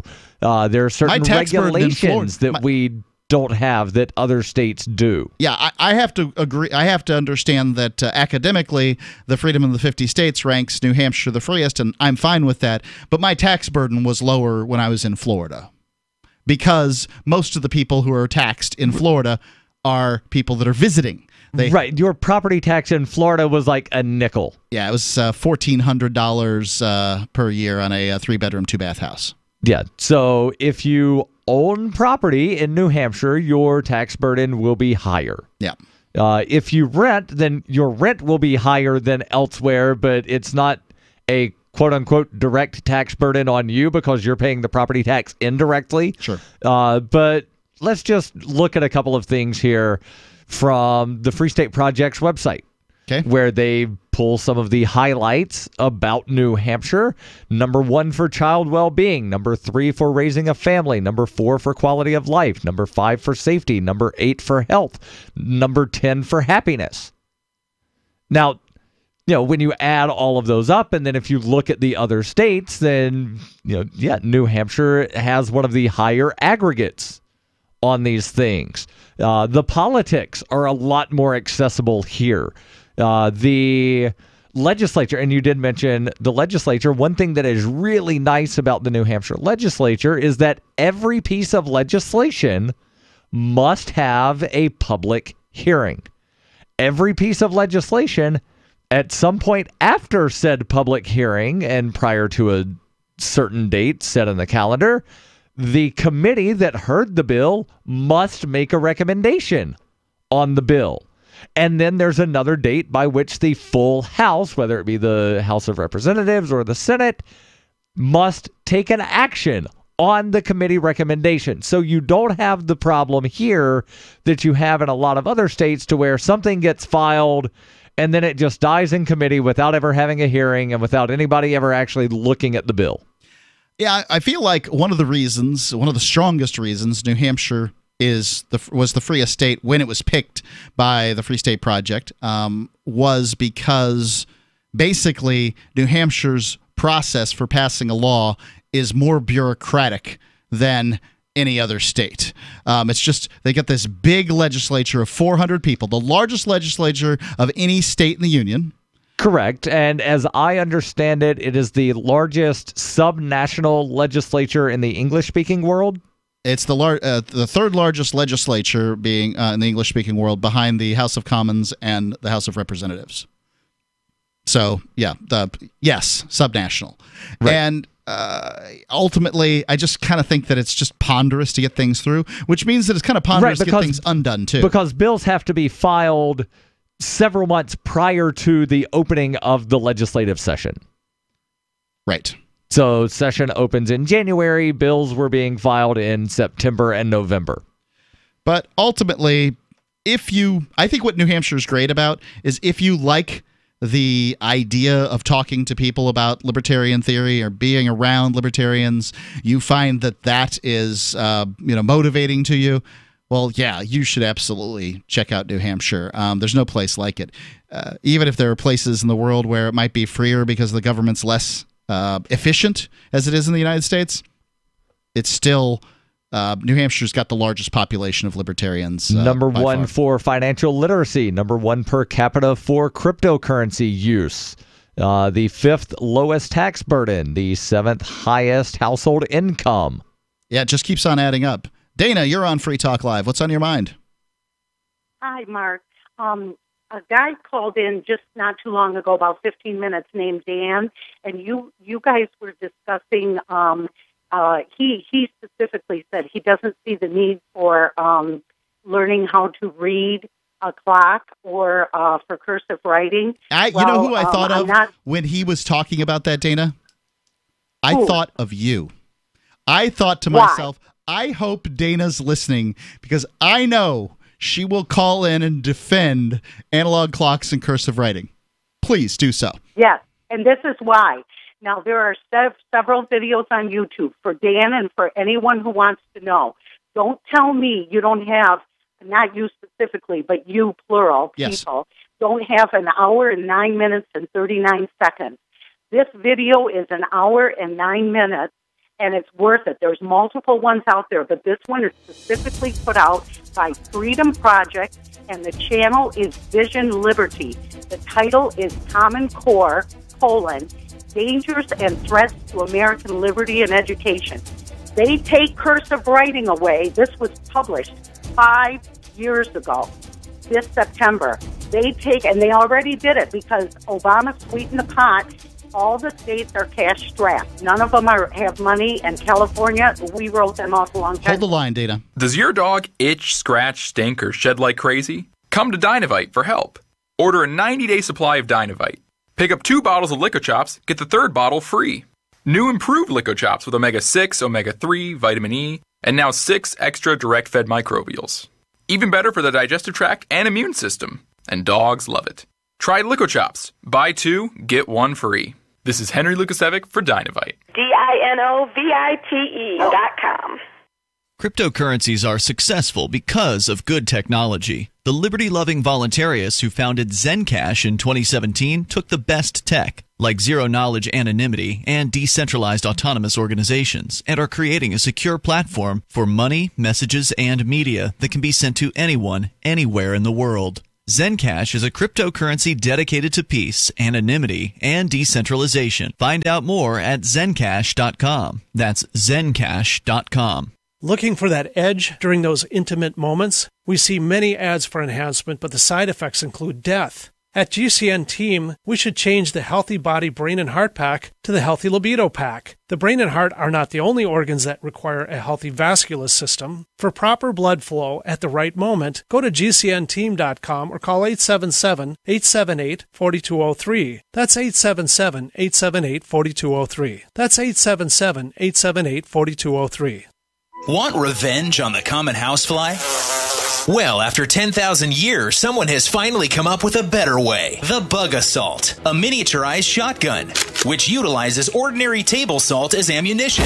Non-toxic and no batteries required. So much fun, you'll forget you have a wife and kids. $39.95 and free economy shipping. Use discount code GCN and get an extra 10% off your purchase at bugassault.com. Fire your fly swatter. Get your Bug Assault today.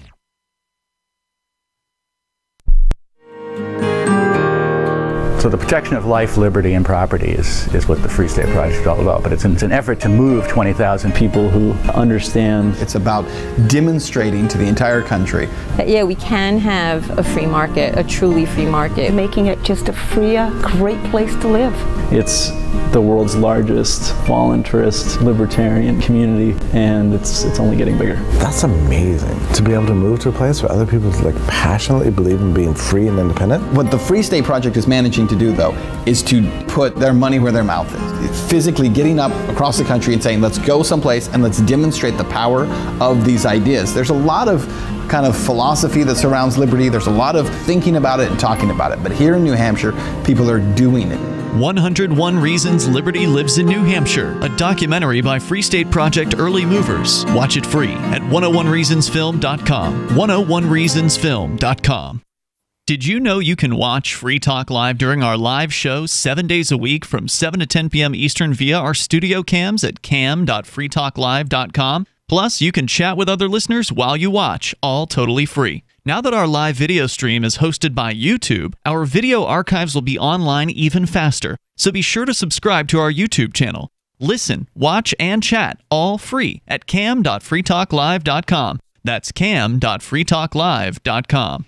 So you've signed the Shire Society Declaration and are planning your move to New Hampshire to be around more liberty-oriented people. Next, sign up for the Shire Society Forum at forum.shiresociety.com. There are a bunch of people there who are already in the Shire, and they want to meet you. If you're already in the Shire physically, you should also come by the forums. Remember, not everyone uses Facebook. New people are signing up for the Shire Society Forum every month, so drop in and say hello at forum.shiresociety.com. Some of our live shows are streamed in HD on Twitch. Please follow and share at twitch.lrn.fm. That's twitch.lrn.fm.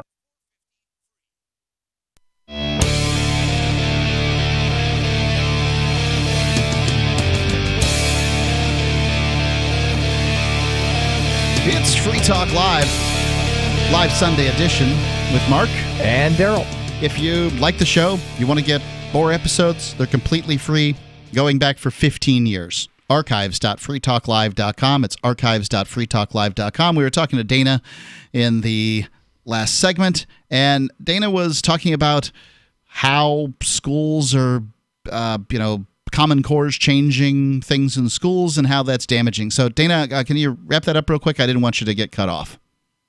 Okay, thank you so much. Again, the channel is Vision Liberty, and it's Freedom Project.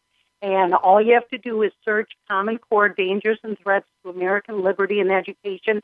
Make sure you click on the 1 hour, 9 minute, and some seconds video, because there's short and abridged versions, but get the long one. There's a bald, white, middle-aged man doing most of the talking and an older woman, a white woman. The reason why you never, ever want to lose the ability for cursive. And they pointed out, and this was done this September, will be 5 years ago. Obama bribed all 50 states. They're all cash-strapped. He said, I'll give you guys money if you implement Common Core. You tell me, Dan, the caller, tell me, why would a president care about Common Core so much? There's something deeper. You've got to see this video, and it's worth 1 hour and 9 minutes of your time and your life. Can you give me an idea of what it is? What this nefarious thing? Let me tell you, yes, you cannot, you won't be able to read the Magna Carta. You won't be able to read any original document. You know what? There was one time, Mark, when independents, conservatives, and Republicans were said to have worn tinfoil hats because they were laughed at by the left. The ones that became the biggest joke in this country are the progressives, because everything that everybody warned about, the libertarians as well as conservatives, and I'm on the fence about Republicans, they're no different than the Dems, but is what these progressives are doing.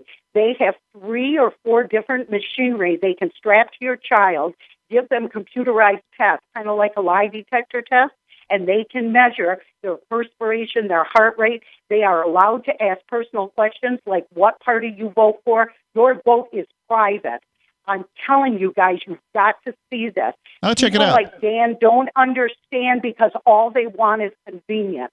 And that's how they're going to sell it to you. When has our government ever given us anything commonsensical or made our lives easier? Well, They're Dana, stripping one things- thing, and somebody asked about, what some of the things that make New Hampshire really good. There was actually legislation passed, I believe it was earlier this year, to prohibit schools from using some of these non-academic surveys in the schools that ask some of these personal questions of, how do your parents vote? Those are not allowed in New Hampshire anymore. Awesome. Dana, thanks for the call. Appreciate it. And just enough. Whoops. Hung up on her. Sorry about that, Dana. Got other calls to take. Take Carl calling in from New Jersey. Carl, you're on Free Talk Live. Gentlemen, thanks for taking my call. I'm going to try something different. I'm going to just state the facts with no opinion. Okay. My governor, Democrat Murphy, he passed, I think, 4 laws. They were, prospered by the Democrat Assembly and Senate also, and he signed them. One of them is to give the illegals $2.1 million for a legal defense than ICE, like in drinks, then they won't deport them. And around me, there's so many houses in foreclosure. Any help for them? No. But then, no opinion there, though. 3 other bills, SB 478, SB 493, SB 705. Well, what do these things do? Just throwing out numbers doesn't really tell me anything. Well, okay, here's what they do. They allow whatever gay community they are to change their gender on their birth certificates and death certificates too. Without, see, before you had to go to a doctor, you had to make sure your operation was completed. When I heard a radio host says, just look between their legs. But no opinion there, just the fact. Here's an idea. How about we just remove, like sex or gender from identifications anyway? What's the point? Why would you want to do that? I mean, it seems like some way to identify people. Yeah, I don't need to know what what sort of genitalia you have to know that your name is Mark. I suppose. Yeah, but if you were picking one up at a bar and you took them home or to a motel and you reached down there, it was something you weren't expecting. Maybe I have never checked an ID whenever I picked anybody up at a bar. Yeah, I've never asked for a driver's license. Probably a good idea. Thanks for the call, Carl.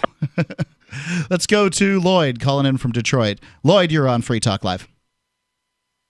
Yeah, so I just got a little bit of critique for Free Talk Live. Awesome.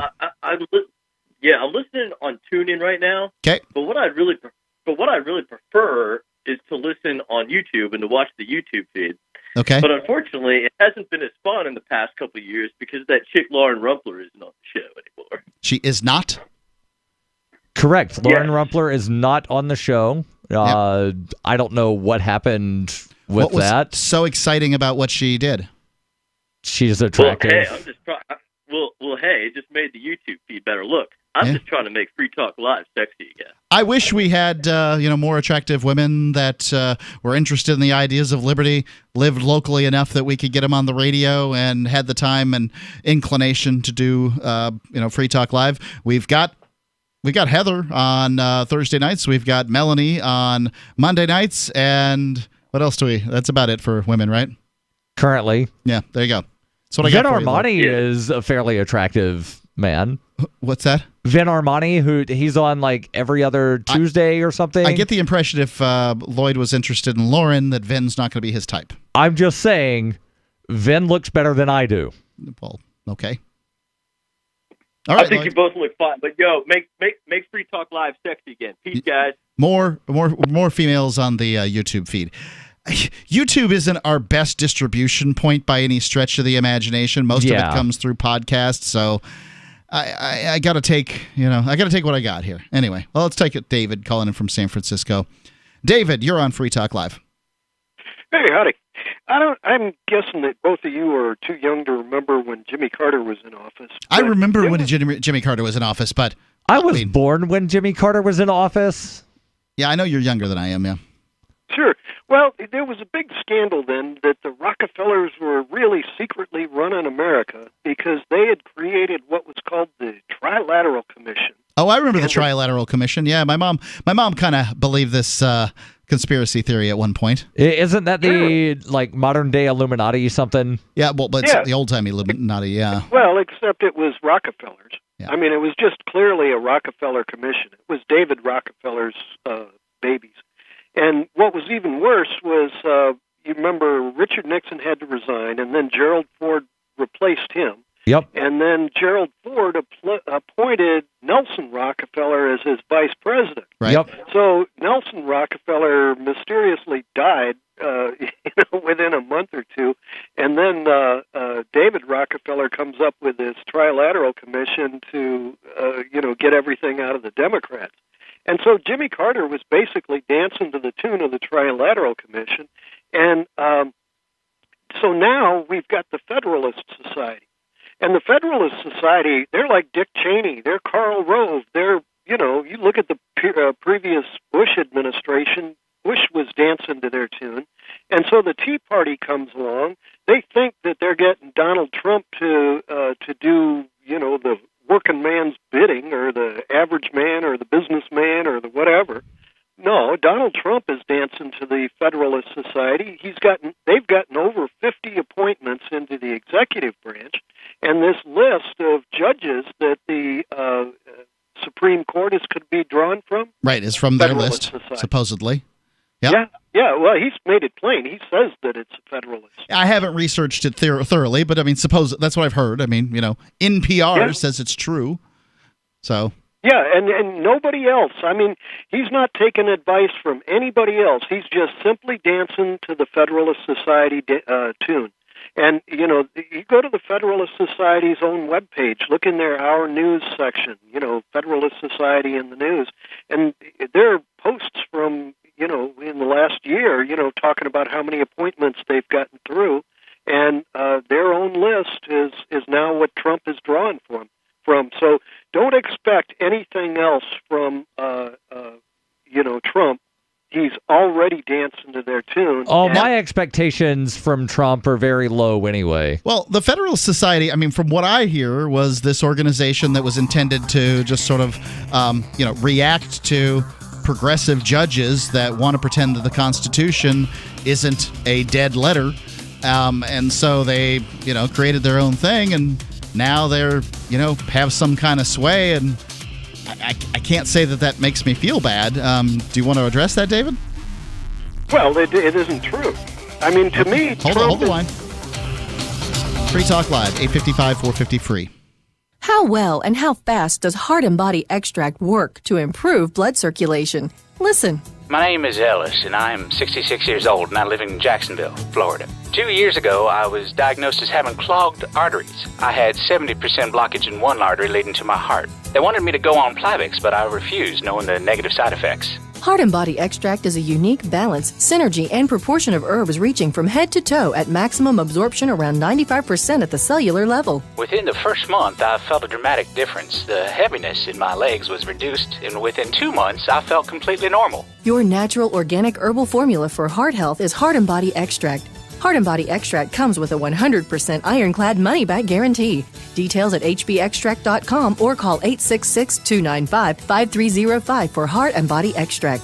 Call 866-295-5305, 866-295-5305 for Heart and Body Extract. The new 4th edition of Healing Our World, The Compassion of Libertarianism will take your understanding of liberty to a deeper level and has over 1,300 updated references, new cartoons, and a foreword by Dr. Ron Paul. With discounts for multiple book purchases, the 4th edition of Healing Our World is a great gift for the liberals, pragmatists, environmentalists, and Christians in your life who think libertarianism is cold-hearted. Get yours today at healing.freetalklive.com and use promo code FTL for a $5 discount. Did you know we've taken our LRN.FM telephone listen line to a new level with the LRN.FM audio on demand line? Now you can call 712-770-8447 anytime and listen to LRN.FM's live feed. And you can listen to a bunch of our original shows on demand. Long distance fees may apply. Just dial 712-770-8447 and choose from the menu. 712-770-8447. You're listening to the live edition of Free Talk Live. Hour number 3 is next after the news here on the Liberty Radio Network at LRN.FM. From Keene in the Shire, the Liberty Media capital of the world, this is Darryl W. Perry, host of FPP Radio News for Sunday, July 8th, 2018. Silver is trading at $16.04 per ounce. Gold is valued at $1,255 per ounce. Zencash is trading at $22, and the average price of Bitcoin is $6,736.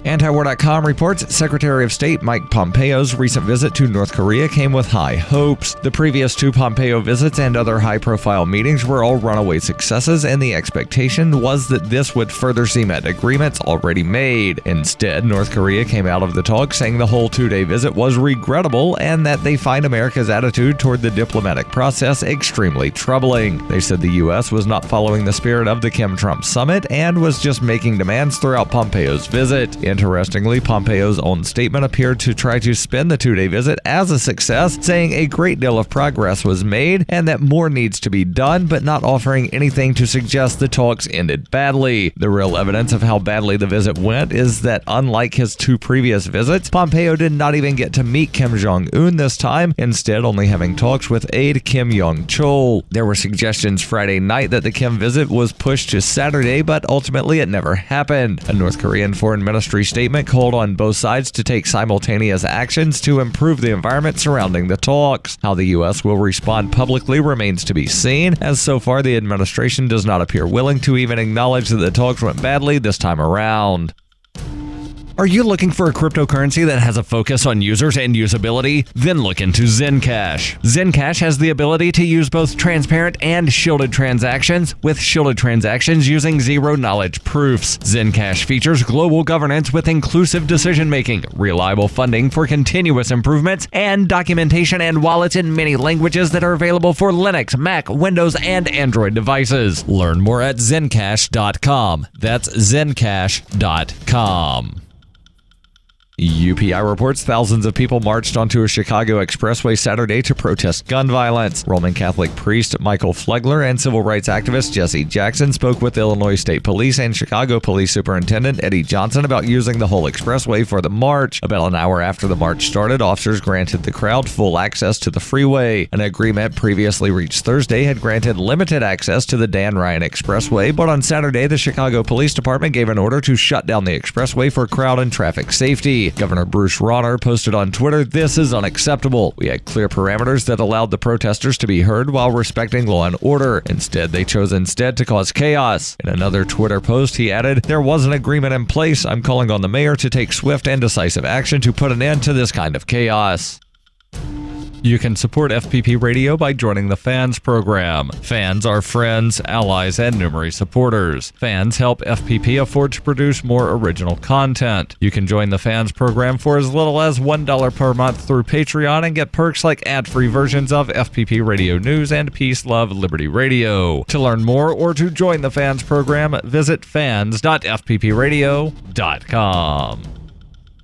Reuters reports the Trump administration on Saturday halted billions of dollars in payments to health insurers under the Patient Protection Affordable Care Act, saying that a recent federal court ruling prevents the money from being dispersed. The Centers for Medicare and Medicaid Services, CMS, which administers programs under the Affordable Care Act, said the action affects $10.4 billion in risk adjustment payments. President Donald Trump's administration had used its regulatory power to undermine the Affordable Care Act after the Republican-controlled Congress last year failed to repeal and replace the law. About 20 million Americans have received health insurance coverage through the program. The payments are intended to help stabilize health insurance markets by compensating insurers that had sicker, more expensive enrollees in 2017. The federal government collects the money from health insurers with relatively healthy enrollees, which cost less to insure. CMS, which is overseen by the U.S. Department of Health and Human Services, said the move was necessary because of a February ruling by a federal court in New Mexico, which found that the federal government was using an inaccurate formula for allocating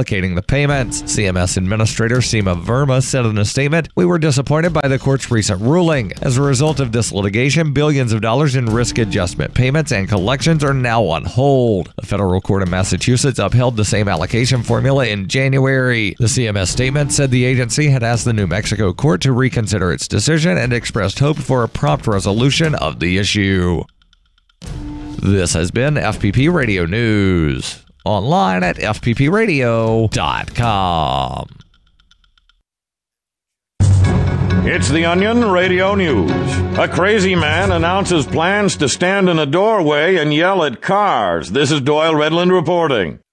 Dennis Fife, an Alhambra, California crazy man, held a press conference today to announce his intention to stand in the doorway of the office building at 2600 Kenilworth Avenue and yell at cars all day. At approximately 9:30 a.m. on the day in question, shortly after I finish lunging at dogs, I will proceed to the front steps of the Simmons building and yell loudly for 9 hours. The screaming will be broken by a 15-minute fit of rigid catatonia, most likely in the late afternoon.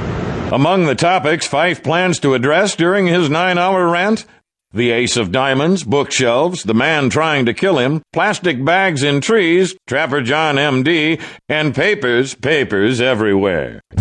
Doyle Redland for the Onion Radio News, online at theonion.com. This is the Onion News Network.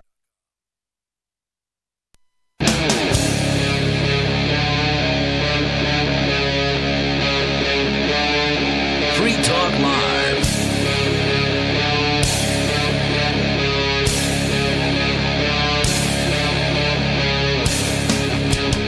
Kicking off the third hour here on the live Sunday edition of Free Talk Live. It's Mark. And Darryl. The number is 855-450-3733. You can call in, talk about whatever you want. We've been all over the board here this evening's show. Lots of calls, and, that's how it tends to be on Sunday evenings. Great to have them. We had David on in the last segment of the last hour, and he was kind of complaining about this Federalist Society. Wanted to ask some questions and maybe challenge his premises a little bit here. So I brought him back over. David, can you hear me? Oh, sure. Appreciate it. Sure. So I haven't heard much about this Federalist Society prior to a recent report on them out of NPR. Kind of went and looked them up a little bit. Can't say I've done a heck of a lot of research. So I do know that on the regular, we're getting these organizations that get trotted out as I'm supposed to be scared of them, whether it's the Koch Foundation or George Soros or Acorn or whoever it is that's up now for me to be scared of. Apparently, I'm supposed to be scared of this Federalist Society now, and they've been around for a couple of decades. Sounds to me they're basically a different version of like the John Birch Society. Okay. Maybe. I mean, I thought that they were full of lawyers. Okay, so it might be the lawyery types that didn't want to join the John Birch Society because the John Birch Society often gets labeled as kooks. Maybe. I don't think they're... I mean, I haven't heard of them as kooky. I've heard of them as originalists. And I've got to say, I like my Supreme Court justices originalist because, to me, the Constitution is not a document that changes over time upon people's whims. It's a document that was written at a moment in time, and in order to change it, you should have to go through the amendment process. So, David, disabuse me of my notions. Oh, well, it's it's not really possible to disabuse you of them because they are they're sort of like old money in a really interesting way. In other words, I come from a family that one of my great-great-great-grandfathers signed the Declaration of Independence. Okay. John Hart from New Jersey. All right. And we were always raised to understand that the British aristocrats never stopped attacking America. They tricked us they got us into the War of 1812. They tricked the South into breaking free so that they would be able to split apart the colonies or split apart America so that Then why didn't they send money to the South and support them in the war? Oh, Lincoln figured it out real fast and did an embargo against England, and so he did that within 6 weeks, and so all of a sudden the South was stranded. But they left. But the British could have lent its navy and changed the course of the war if it wanted to. No, they couldn't. There were blockades on all of the southern ports. Yeah, right. The U.S. Navy at the time wasn't any match for the British Navy. Well, it's easier said than done. How did Vietnam beat America? How did Iraq? On their own soil. Exactly. How's Afghanistan going? And there was also the Emancipation Proclamation that wound up making slavery on like the global scale appear to be the top level issue, which dissuaded some countries from getting involved because they didn't want to be seen as supporting slavery. Well, that was well after. I mean, the British could have gotten involved far before the Emancipation Proclamation, and I mean that was 2 years into the war. Well, there's many things. I mean, even though the first World War, I don't know. You've started with a conspiracy theory, David, and that's what's derailed this.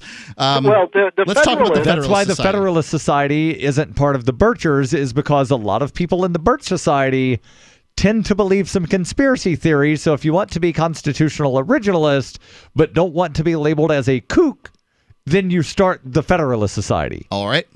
Well, the Federalists basically don't agree with anything of the original Federalists that in the Revolutionary War. Agreed. I thought it was a strange name. They should have called themselves the Anti-Federalist Society, but that would have been strange for an organization that supports the Supreme Court. Go ahead. Right. So they've BS'd the current generation into believing that the Federalist Society actually is a patriotic group when they're the exact opposite of a patriotic group. And so this is what I'm talking about. I'm not sure that either you could call either the Federalists or the Anti-Federalists either patriotic or unpatriotic. It's just their desire to see the whether they wanted the Constitution to be ratified or retain the Articles of Confederation. The Federalists originally just wanted to modify the Articles of Confederation. It was a trick. The Constitution was basically a trick. Yes. That's why Patrick Henry didn't show up, and when asked, he said, "I smell a rat." Well, we could.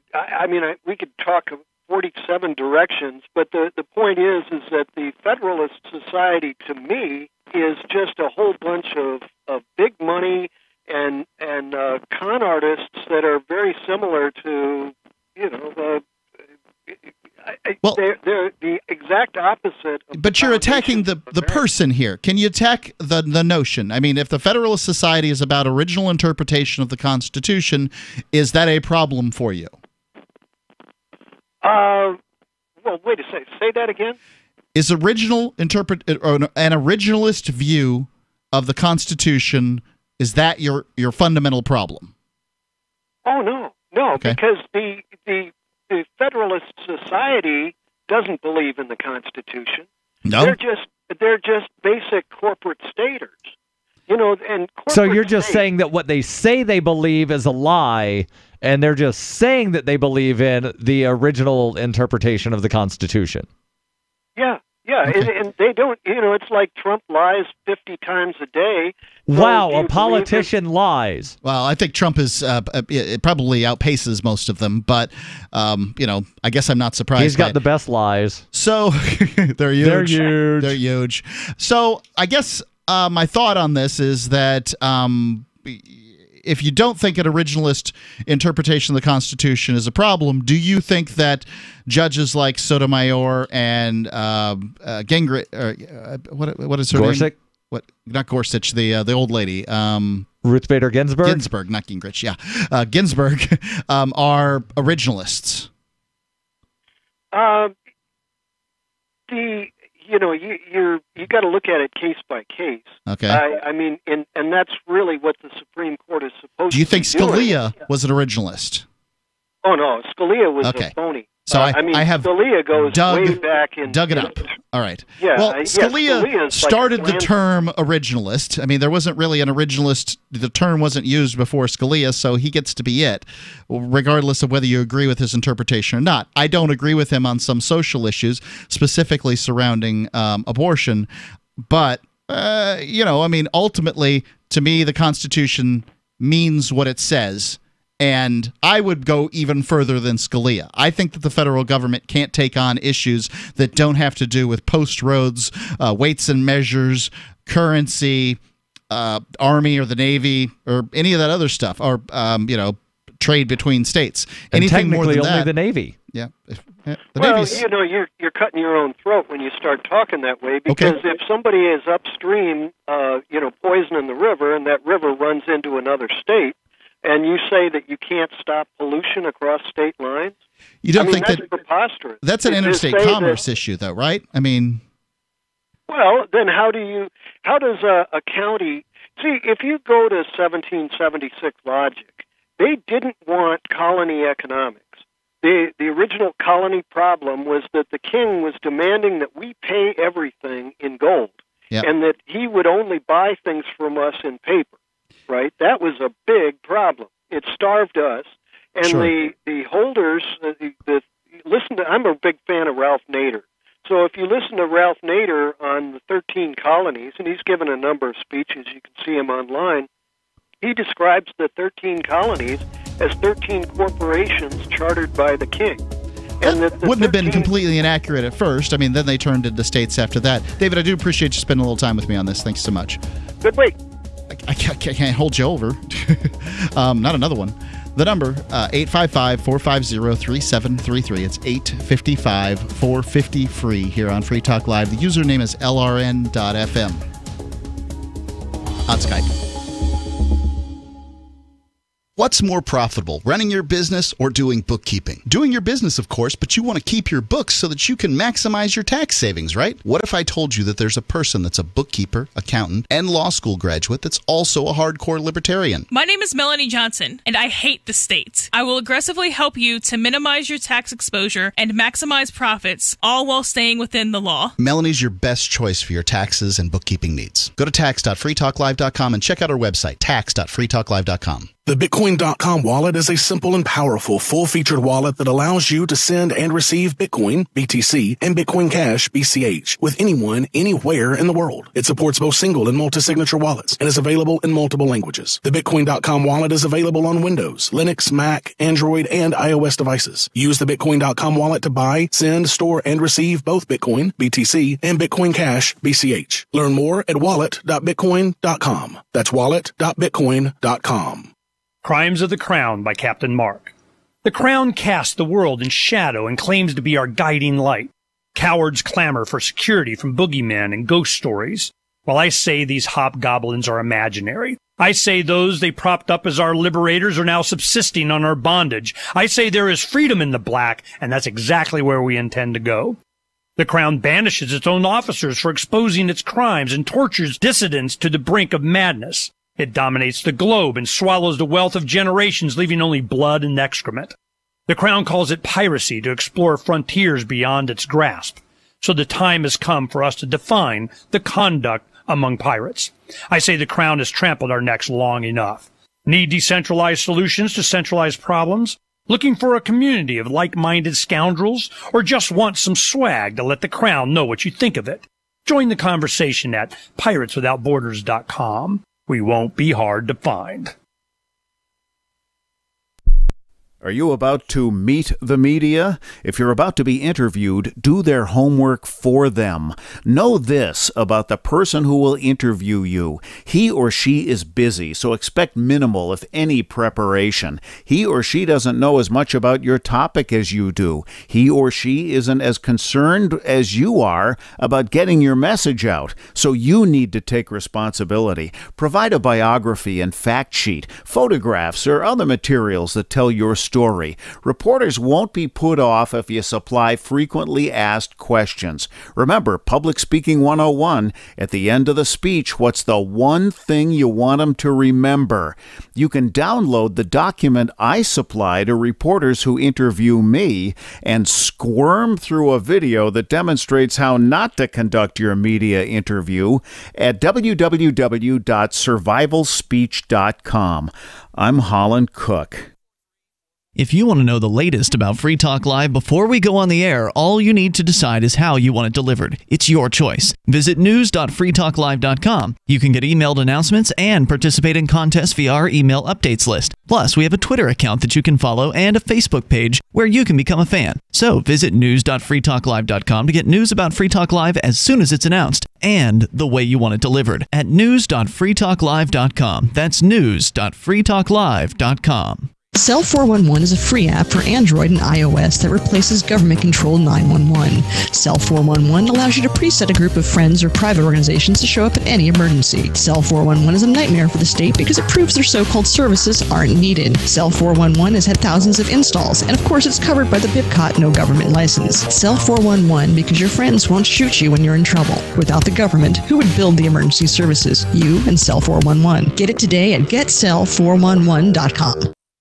Love what we do? Please help support our international satellite channels at patreon.lrn.fm. That's patreon.lrn.fm.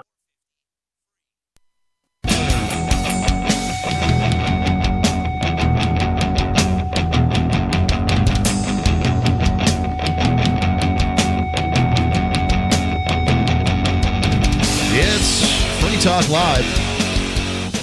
You can call in and talk about whatever you want, as evidenced by the way we've talked about just about everything tonight here on Free Talk Live. Free Talk Live, well, we do things a little different than other talk shows.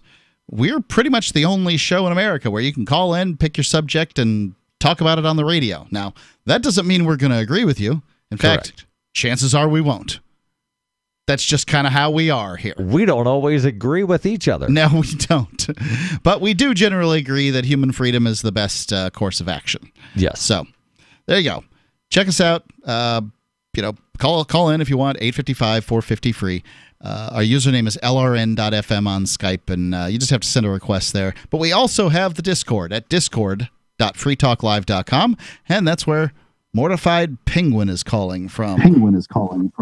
Oh, now we got a feedback. This is bad. Yeah, we have this problem. You're going to have to turn him down, mute him, something. Yeah, I figured he might be able to figure that out. Headphones. Yeah, something. So whatever the audio issue is, maybe you can address it, Mortified Penguin, and we'll try to get back to you. But I got this article that we've been working on with some striking statistics.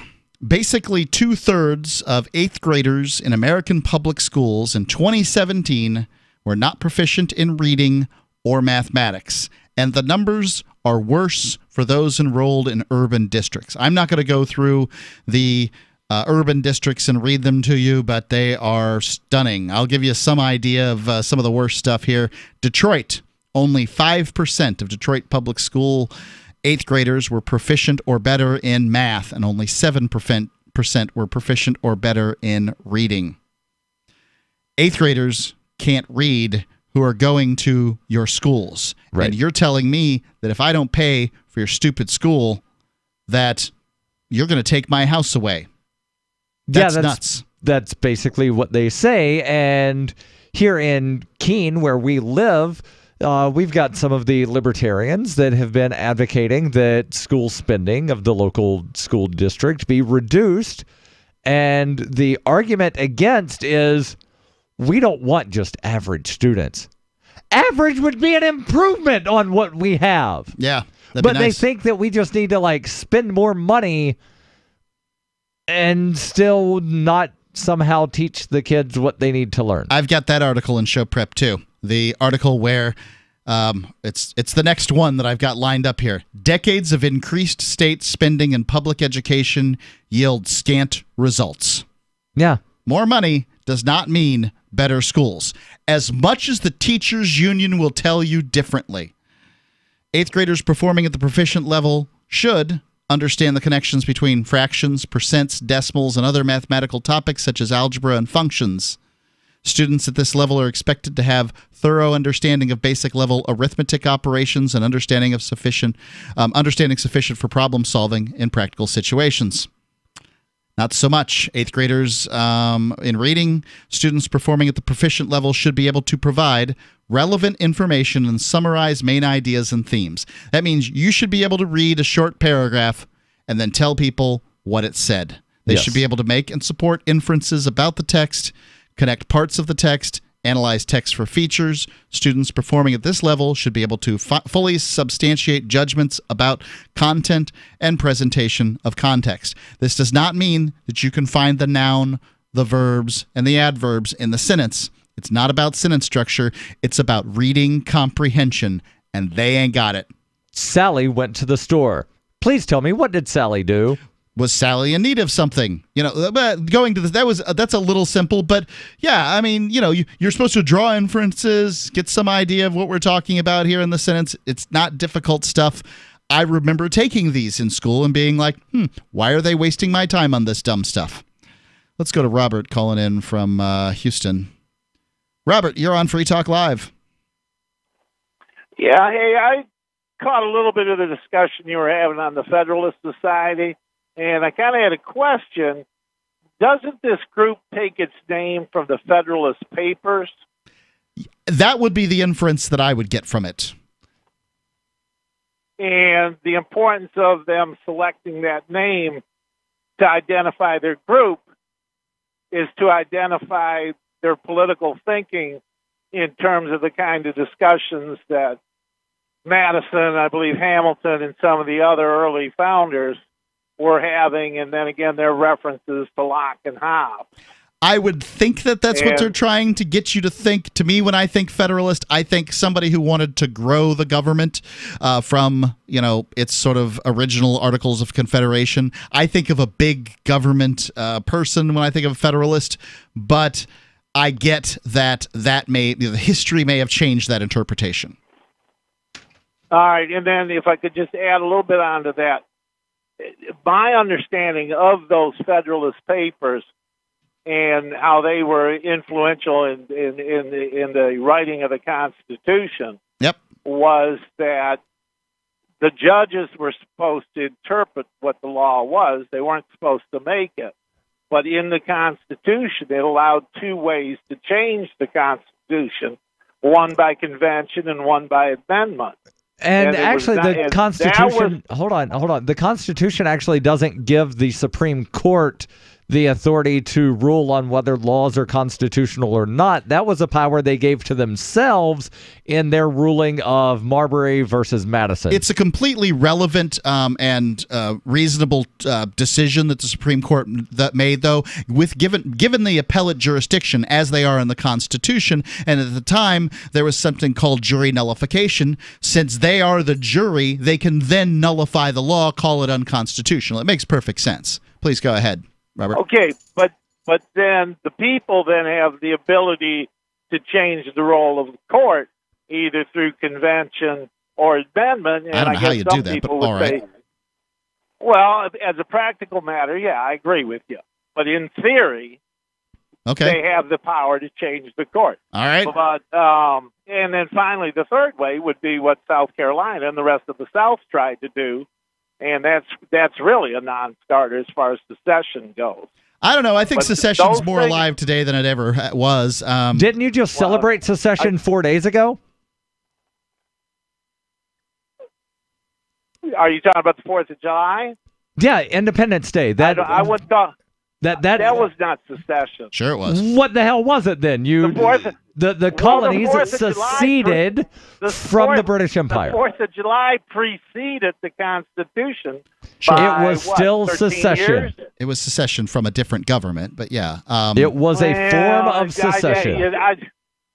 I would refer to Webster on that to get the definition of secession. Well, so what we're dealing with is... I think it was more revolution than secession. Secession, the act of withdrawing formally from membership of a federation or body, especially a political state. Declaring one's independence is secession. A federation.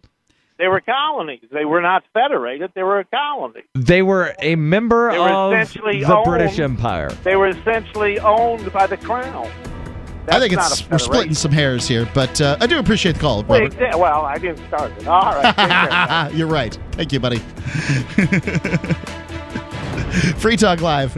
Well, I didn't start it. He's probably right. 855-450. Excuse me. 855-450-3733. That's 855-450-FREE. Free Talk Live. Most of you know that heart disease is the #1 silent killer in the U.S. What if I told you for just $54.95 a month you could fight against heart disease naturally? At Heart and Body Extract, we've been helping thousands of people get back to a healthier heart. Don't just take my word for it. Check out all of the success stories at hbextract.com, or to order, call 866-295-5305. That's 866-295-5305. hbextract.com. Don't risk it when you can take charge of it. If you like alkaline water, or know someone that does, you're going to love the Dylan Living Water Bottle. It creates alkaline water on the go while reducing plastic waste and saving you money. Made with surgical-grade stainless steel, the Dylan bottle increases the pH up to 9 to deliver both alkaline and antioxidant water anywhere you want it. Alkaline water is healthier, tastes better, and can even boost energy. The Dylan bottle makes it easy and affordable to be healthy and achieve optimal hydration. Get your Dylan bottle today at byln.co. That's byln.co. Free Talk Live, the show where anyone can call about whatever they want. And we do mean anyone. He bought a radiation monitor on eBay for $10. You got to be kidding me. A Geiger counter? Yeah. Okay. So I said, let's put some batteries in it and get it fired up. So we fired it up. We started walking You guys around. know how to spend an evening. Yeah, Get a right? couple of beers, hang out with a Geiger counter. We were making readings of 10 Roentgens outside the house. What's that mean? Is that bad? Yeah, it is. Is that dangerous? Yeah, it is. Really? Right. Now, where's the life-threatening one? 100 Roentgens. I'm really concerned now because I've seen... But you weren't concerned before you got the radiation meter out. Right. Now you're definitely going to get cancer, Harry. What's the detector going to do for you, though? Really? I mean, if you're going to die, you're going to die, right? The guy that just called in about radiation, first of all, you got a Geiger counter off the internet. Free Talk Live, 7 nights a week from 7 to 10 Eastern, live on the Liberty Radio Network at LRN.FM. We've all heard about blockchain assets like Dogecoin, Ether, and Ripple. Bitcoin isn't the only player in the blockchain game any longer. And for those of us wondering how to get our hands on these digital assets, finally, there's a solution. Shapeshift.io allows you to buy and sell between your digital assets and Bitcoin instantly between your own digital wallets. I've used it with ease. Shapeshift.io. There's no account or email address needed. You send them the crypto you want to sell. They send back the crypto you want to buy. It's that easy. Shapeshift.io. Some of you asked, and now we've delivered. LRN.FM's live Keene, New Hampshire studio shows are now streamed in HD on Twitch. Visit our channel at twitch.lrn.fm and give it a follow. If you have Amazon Prime, you get 1 free subscription on Twitch. If you use it on our channel, Twitch will give LRN.FM a monthly piece of your Prime subscription cost. So please watch, follow, share, and subscribe to twitch.lrn.fm. That's twitch.lrn.fm. Is spreading the message of liberty, cryptocurrency, and peace around the globe worth $2 per month to you? As you may already know, in addition to our internet feed, LRN.FM broadcasts on free-to-air satellite across North and Central America, as well as Sub-Saharan Africa. And we've been available on satellite for free 24/7 since 2010. The LRN.FM free-to-air satellite signal is reaching some of the most oppressive regimes in the world, and there's no doubt our ideas are making an impact. You can learn more about the channel's impact by watching the 3-minute video at fund.lrn.fm. If you'd like to help free minds globally with our ideas of liberty, cryptocurrency, and peace, you can donate as little as $2 per month via fund.lrn.fm. You can help us continue and expand our satellite broadcast to multiple continents. Visit fund.lrn.fm today, and thank you for your help. Don't forget to share the link on social media. That's fund.lrn.fm. This is the Liberty Radio Network, broadcasting the latest liberty-oriented audio content 24 hours a day at lrn.fm.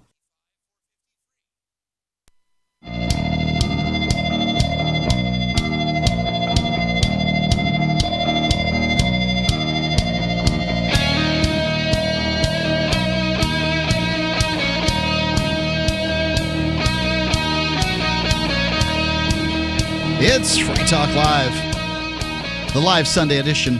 It's Mark with you. And Darryl. I want to tell you about MyPillow.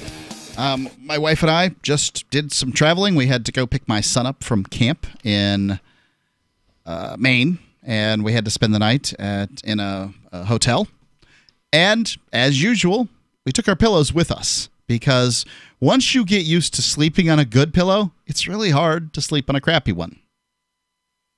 When you don't know any better, it's like being a kid. You can sleep on the floor. Big deal.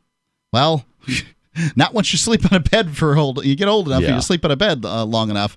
So it's the same way with a pillow, and I take my MyPillow with me whenever I can because it just makes life better. It holds my head, neck in the right position. Don't have to worry about neck pain the next day or several days. Also, for those of you who get headaches, this could be an issue. There's a 60-day money-back guarantee. If you got nothing to lose. If it doesn't work for you, then heck, return it. Also, you can wash it, and you should, because when you sleep, disgusting things fall off of you. And ultimately, they're going to get through the fabric that protects your pillow, through the pillowcase, through the pillow cover, all that stuff. If you go to mypillow.com and you use promo code FTL, not only do you get 2 premium pillows for one low price, you also get free shipping on all orders if you use that promo code. If you don't like your MyPillow, 60 days to return it for a full refund of your purchase price. It's mypillow.com, promo code FTL. Let's go to Christopher calling in from South Carolina. Christopher, you're on Free Talk Live. Good evening, gentlemen. What's on your mind? I was thrown out of a public library today. Okay. Because they thought that I was drinking in public. All right. Okay. Drinking and alcohol. The reason was exactly, but the reason was prior someone that I'll admit they showed me photos, a deputy sheriff that provides security at the library, someone that does look a lot like me. They had taken photos of him entering and exiting the bathroom where supposedly they found alcoholic containers in the weeks prior to. Okay. So there's a serial drinker at the library and you had to leave? Well, I mean, I wish I could have just left. I mean, that would have been the ideal situation. But when the deputy sheriff approached me, I had a bottle of lemonade. He asked me what was in it. I said, lemonade. And he said, doesn't smell like lemonade to me. And I'm like, well, I don't know what to tell you, because I'm the great unwashed, but I'm telling you it's lemonade. And he said, well, someone that appears like you supposedly had dropped empty alcohol containers in the bathroom on prior occasions, even though there was none found today. And they put me through the ringer. It really stinks to be accused of something and treated as though you're guilty when you didn't do it. Right. Yeah, it really, really stinks. I guess I would ask, how do you suppose they should have handled this? Well, okay, as Mark, you're more familiar. Probable cause, in order to make an arrest, it's more likely than not. If he felt I had an open container, then he would have. If he felt a deputy sheriff, duly sworn, full, law enforcement, if he felt so compelled that I had an open container in my presence, if he felt obligated to make an arrest, that would be a different situation. Yep. Okay, then fine, make that arrest. and we'll deal with it in court otherwise. He didn't find an open container on me. Now, granted, I smell like 3-day-old stripper. I get that, but why is that? He did not find an open. What? Why do you smell like a 3-day-old stripper? Well, that's another story completely. All right. The fact is, I didn't have an open container of alcohol with me. Okay. That he observed. Again, if he felt that, he should have made the charge. I presented my ID, yes sir, no sir, whatever he wanted, and I'm now barred for 30 days because someone who looked like me may or may not have left empty containers of alcohol in the restroom on previous occasions. So just to be clear here, you were not arrested. You were not given the summons. The guy just asked you a bunch of questions before telling you to leave the library. And then giving us a sentence. As soon as he approached me, I looked at him. I said, if you want me to bounce, just say the word. And, I'm out the door. He's like, no. He's like, I know you've left this. I said, well, if that's the case, if I allegedly left open containers of alcohol in the restroom prior to, then he's like, no, basically, I'm banned for the next 30 days because someone who does look a lot like me, and I'll give him that. He showed me the photos on his iPhone. I said, well, that does look, we both have bad haircuts. I'll give you that. But just to make sure that I'm understanding correctly, he talked to you and asked you a bunch of questions before you left the library. Absolutely. Took my At ID. At no point did he give you... And threatened me with arrest. But he didn't actually arrest you and did not give you a citation for any no paperwork. He filled out a form that doesn't. He didn't do a because I specifically asked him. I said, "Are you going to do a UCR uniform crime report about this incident?" He said, "No, internal only. That I'm barred from the library for the next 30 days." I'd say that won't stand. If you're a taxpayer and you pay for that library. If you feel like running up on this, I would, I'd contact the local ACLU. I think what I'd do is try to talk to the officer and say, "Look, this wasn't me.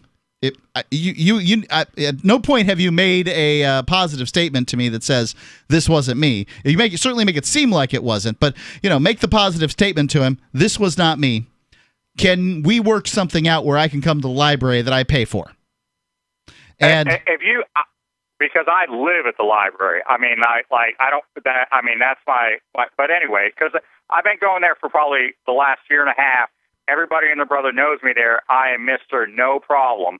And he, 10 minutes prior to him jumping on me like the SWAT team, there was an individual that was yelling at small children, in the computer bank. Yeah. And he brushed them off completely because he was eyeballing me. Right. I realized after the fact. And who knows whether this person that he has pictures of at his iPhone was actually guilty. He's just saying the person went in, there were some alcoholic bottles when he came out. Right. Well, there's probably some other people that came out, and there were alcoholic bottles after them, too. So as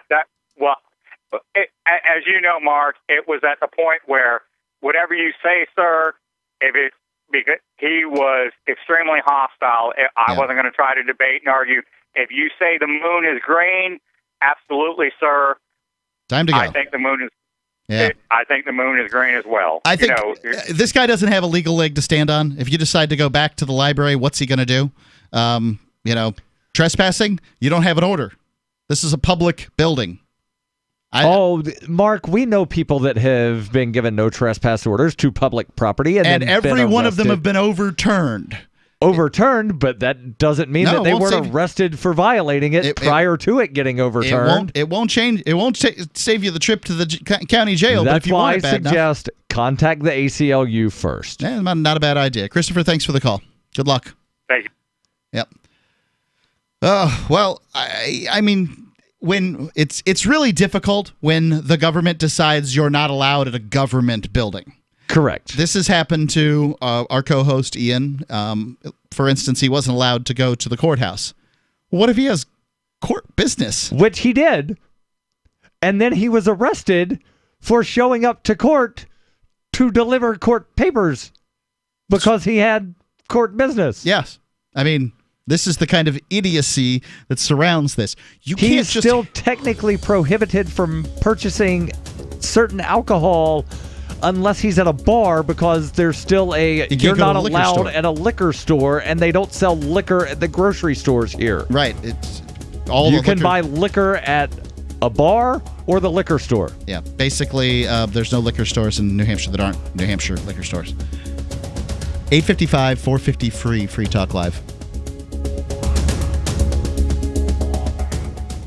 What's more profitable, running your business or doing bookkeeping? Doing your business, of course, but you want to keep your books so that you can maximize your tax savings, right? What if I told you that there's a person that's a bookkeeper, accountant, and law school graduate that's also a hardcore libertarian? My name is Melanie Johnson, and I hate the state. I will aggressively help you to minimize your tax exposure and maximize profits, all while staying within the law. Melanie's your best choice for your taxes and bookkeeping needs. Go to tax.freetalklive.com and check out our website, tax.freetalklive.com. The Bitcoin.com wallet is a simple and powerful full-featured wallet that allows you to send and receive Bitcoin, BTC, and Bitcoin Cash, BCH, with anyone, anywhere in the world. It supports both single and multi-signature wallets and is available in multiple languages. The Bitcoin.com wallet is available on Windows, Linux, Mac, Android, and iOS devices. Use the Bitcoin.com wallet to buy, send, store, and receive both Bitcoin, BTC, and Bitcoin Cash, BCH. Learn more at wallet.bitcoin.com. That's wallet.bitcoin.com. I tried other brands, but I came back to my Sunshine. For the best hot or cold pain relief, get the best. Get a Sunny Bay heating pad. Sometimes life can be a pain in the neck, or back, or shoulder. And the best relief for that pain is a Sunny Bay heating pad. Did you know that the American College of Physicians said that one of the best ways to treat muscle pain is heat therapy? Sunny Bay heating pads are handmade with high quality, can be used at home or at work, and have a lifetime 100% positive rating on both Amazon and Etsy. Why take another pill? Many people use our Sunny Bay heating pads alone and got rid of the neck pain. Long-distance travel or long hours in front of a computer can take its toll on your body. Our homegrown small business tries to help people just like us. That's why we design and test our handmade products with great care before we introduce them to the public. You can easily find Sunny Bay heating pads on Amazon. Just go to Amazon.com and search for Sunny Bay heating pads.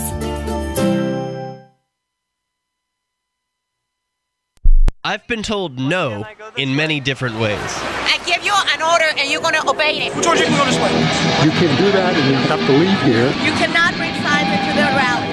Walk with me. Well, I'm comfortable here, actually. Whoa, hey, who do you think you are? Excuse me. There is no video or audio allowed in this office. No, I have work today. You ain't going to make it. Wait a minute. Whoa. Hey! Oh my God! Unbelievable! Why are you running from me? Because you scared me. What am I being detained for? You're being served. What is this? You're being served. What is this?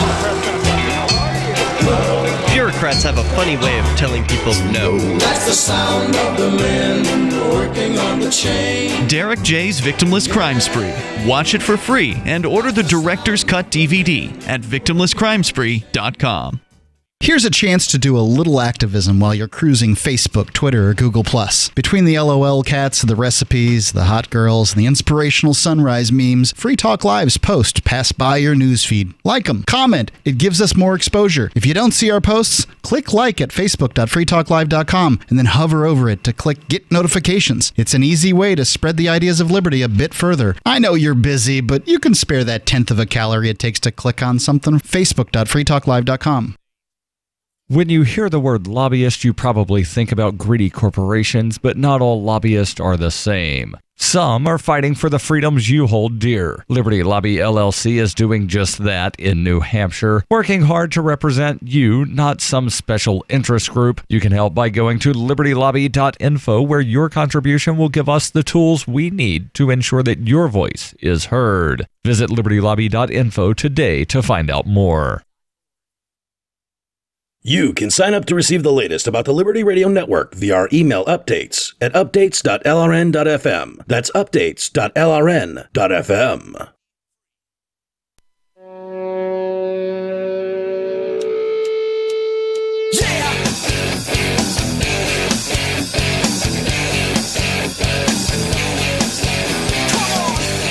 Free Talk Live's final segment. Want to help support what we do? Check out amp.freetalklive.com. There is no other program like Free Talk Live. You want the ideas of liberty spread farther and wider. It's amp.freetalklive.com. Let's go right to the phones, Darryl. We got a few left here. All right. Got a Christopher calling in from Colorado. Christopher, you're on Free Talk Live. Hi, how are you guys doing tonight? All's well. I'm just calling in response to the other Christopher who called in about his little incident at the public library, which Okay. I'm going to kind of call BS on here. We don't have the story, right? Like, this is one of the problems with taking stories on the radio is you get to pick and choose what you want to believe because you only get one side of the story. Right, exactly. And I'm thinking he mentioned that he smelled like a 3-day-old stripper, which we whatever did that meant. Story on. Right. I think he was trying to say he's homeless. Could have been. And that's what I was going to say is that, okay, maybe he's there. Maybe he didn't have alcohol. But when you look at the context of it, okay, and the things that deputies and officers are put, to judge for themselves with whatever training they have, I mean, you can't fault the cop for not arresting him and just trying to de-escalate a situation, whether it was him or not, with the alcohol at this point. And there's, the mugshot or whatever from the previous person that looks extremely like him. I mean... Well, it wasn't a mugshot. It was just a picture of somebody coming out of a bathroom, and they didn't know what happened, did they? Probably taken from security camera. Yeah. But right. I mean, I only use that anecdotally, because it's like, if someone looks like me and I smell like a 3-day-old stripper and, I'm willing to leave or whatever, I mean, sometimes the cops can use too much force and sometimes they get, excoriated for not using enough when the situation calls for it. So for me, it's like, there's this whole climate of beat up on the cops for doing their job or not doing their job. It's like, it's you can't win. Well, I think this guy, the main problem is that we have libraries where librarians can't kick people out. So they used to have a thing called a free library where the community would get together and they would have a place where people could check out books. That's great. Right. But somebody owned the library. Somebody decided. And I was like, and now, in many cases, libraries are places that people don't want to go because they're scary. And I will never go to a library. They can't kick people out. Where I live. Hold on, you said you would never go to a library? Oh no, I would go and buy my books online. I would never go to a public place like that because I've been there here in Durango where homelessness is rampant, and it's just not something that I'm going to subject myself to as a taxpayer who actually does pay taxes. Yep. Because of all the non-taxpayers who are in there because it's a government property and no one can kick them out or do anything. And I mean, honestly, it's almost like there's no win situation here. I'm a libertarian and I love freedom, but at the same time, like what's going on with government and how they can't even control, or sorry, I shouldn't say control, where they can't even have the authority to kick out people who are homeless or causing a ruckus, then that's kind of a problem. It's just this whole balance of freedom versus I know you're homeless or I know these other things, but at the same time, there's trying to keep the peace. So it's almost like there's no win anymore. Hold on. I'm wondering if I misheard something that you said. It seemed to me that you were implying that simply being homeless in a public place was causing a disturbance. No, that's not what I mean. Okay. At one point in my life, due to business circumstances, I was homeless in Hawaii for 6 weeks. But I kept a job. I put my stuff in storage. I joined a gym to take showers until I had enough money to actually rent a place of my own. It took 6 weeks, So I understand there's that aspect, but I also understand that I would personally not go to a library while being homeless just because I was on a mission. So there's a difference. I don't think we should kick them off for being homeless, but I just think the government is not doing this job that they're supposed to do. And I see charities and churches doing a lot more for the homeless in training and in actually giving them a leg up and helping them rather than just leaving them there. That's what I think is the best solution, Christopher. I appreciate the call. I thank you guys for the radio show. Yep, you guys thanks. are doing your job. Let's go to Sarah calling in from New Mexico. You were wondering, Darryl. Here she is. Sarah, you're on Free Talk Live. Yeah, I called in and mentioned about that Truman Hole in Pennsylvania. The what? Truman Hole. There's an underground bunker in Pennsylvania. Sarah believes that there's some sort of nefarious reason that it exists. It was built, I think it was back in the 1940s, as a possibility of if nuclear war broke out. It's fairly close to D.C. We can get the president and some politicians there for safety. Okay. So, you know what? I think this one is just inside the mountains. They blew up mountains, like parts of the mountains, to have a nuclear shelter.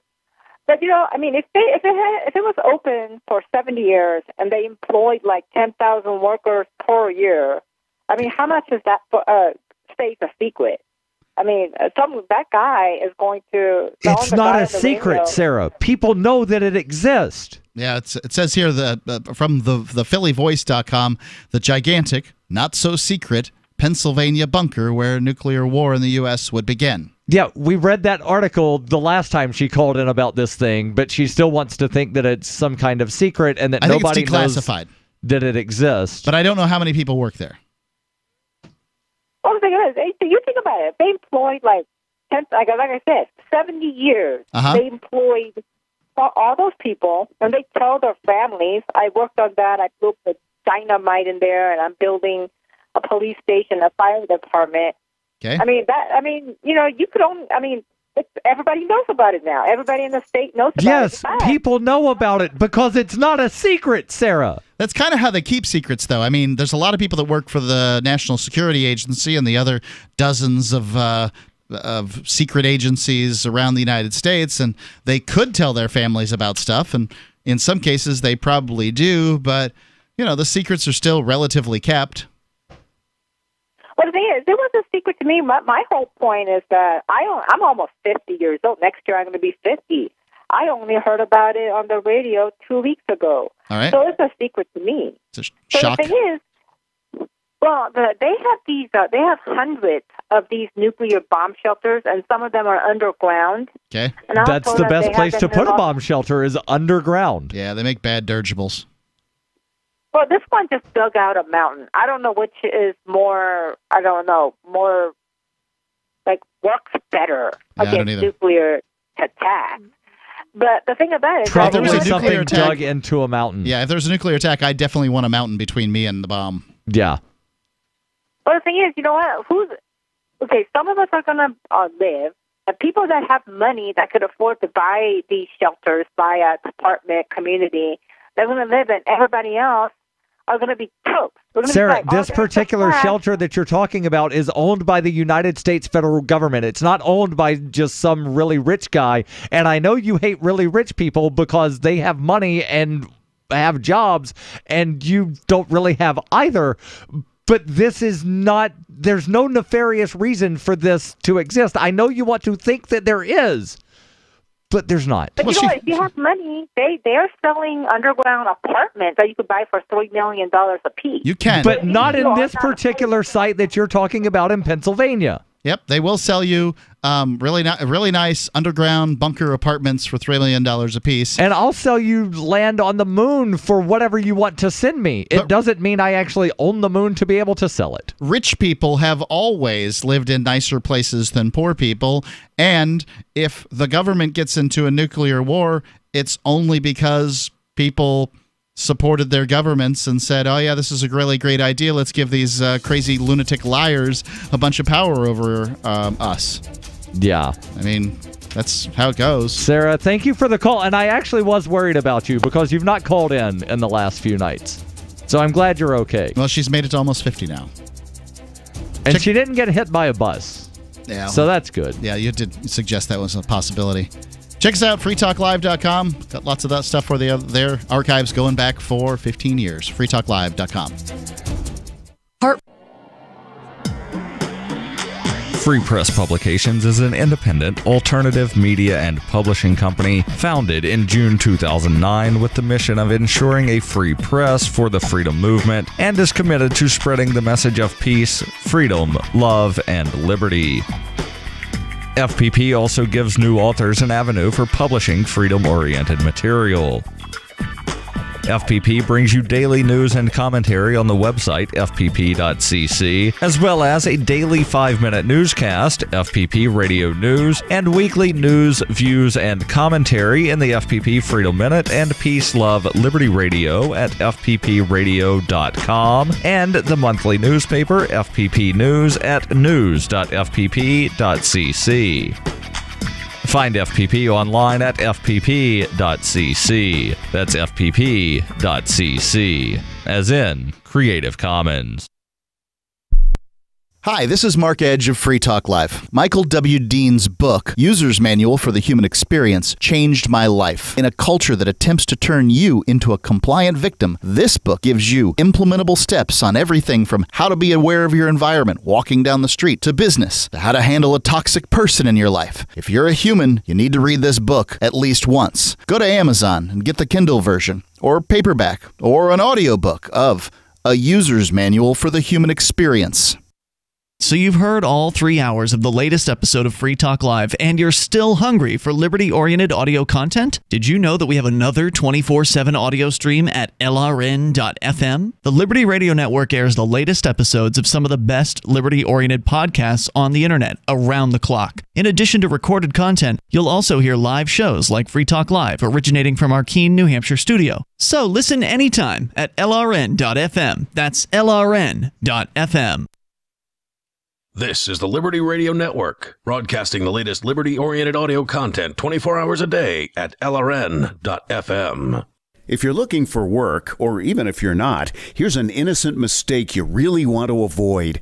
Never return calls before listening to your voicemail.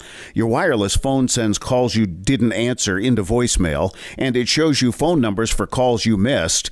Important, don't call back callers you missed until you have first listened to your messages. Otherwise, you frustrate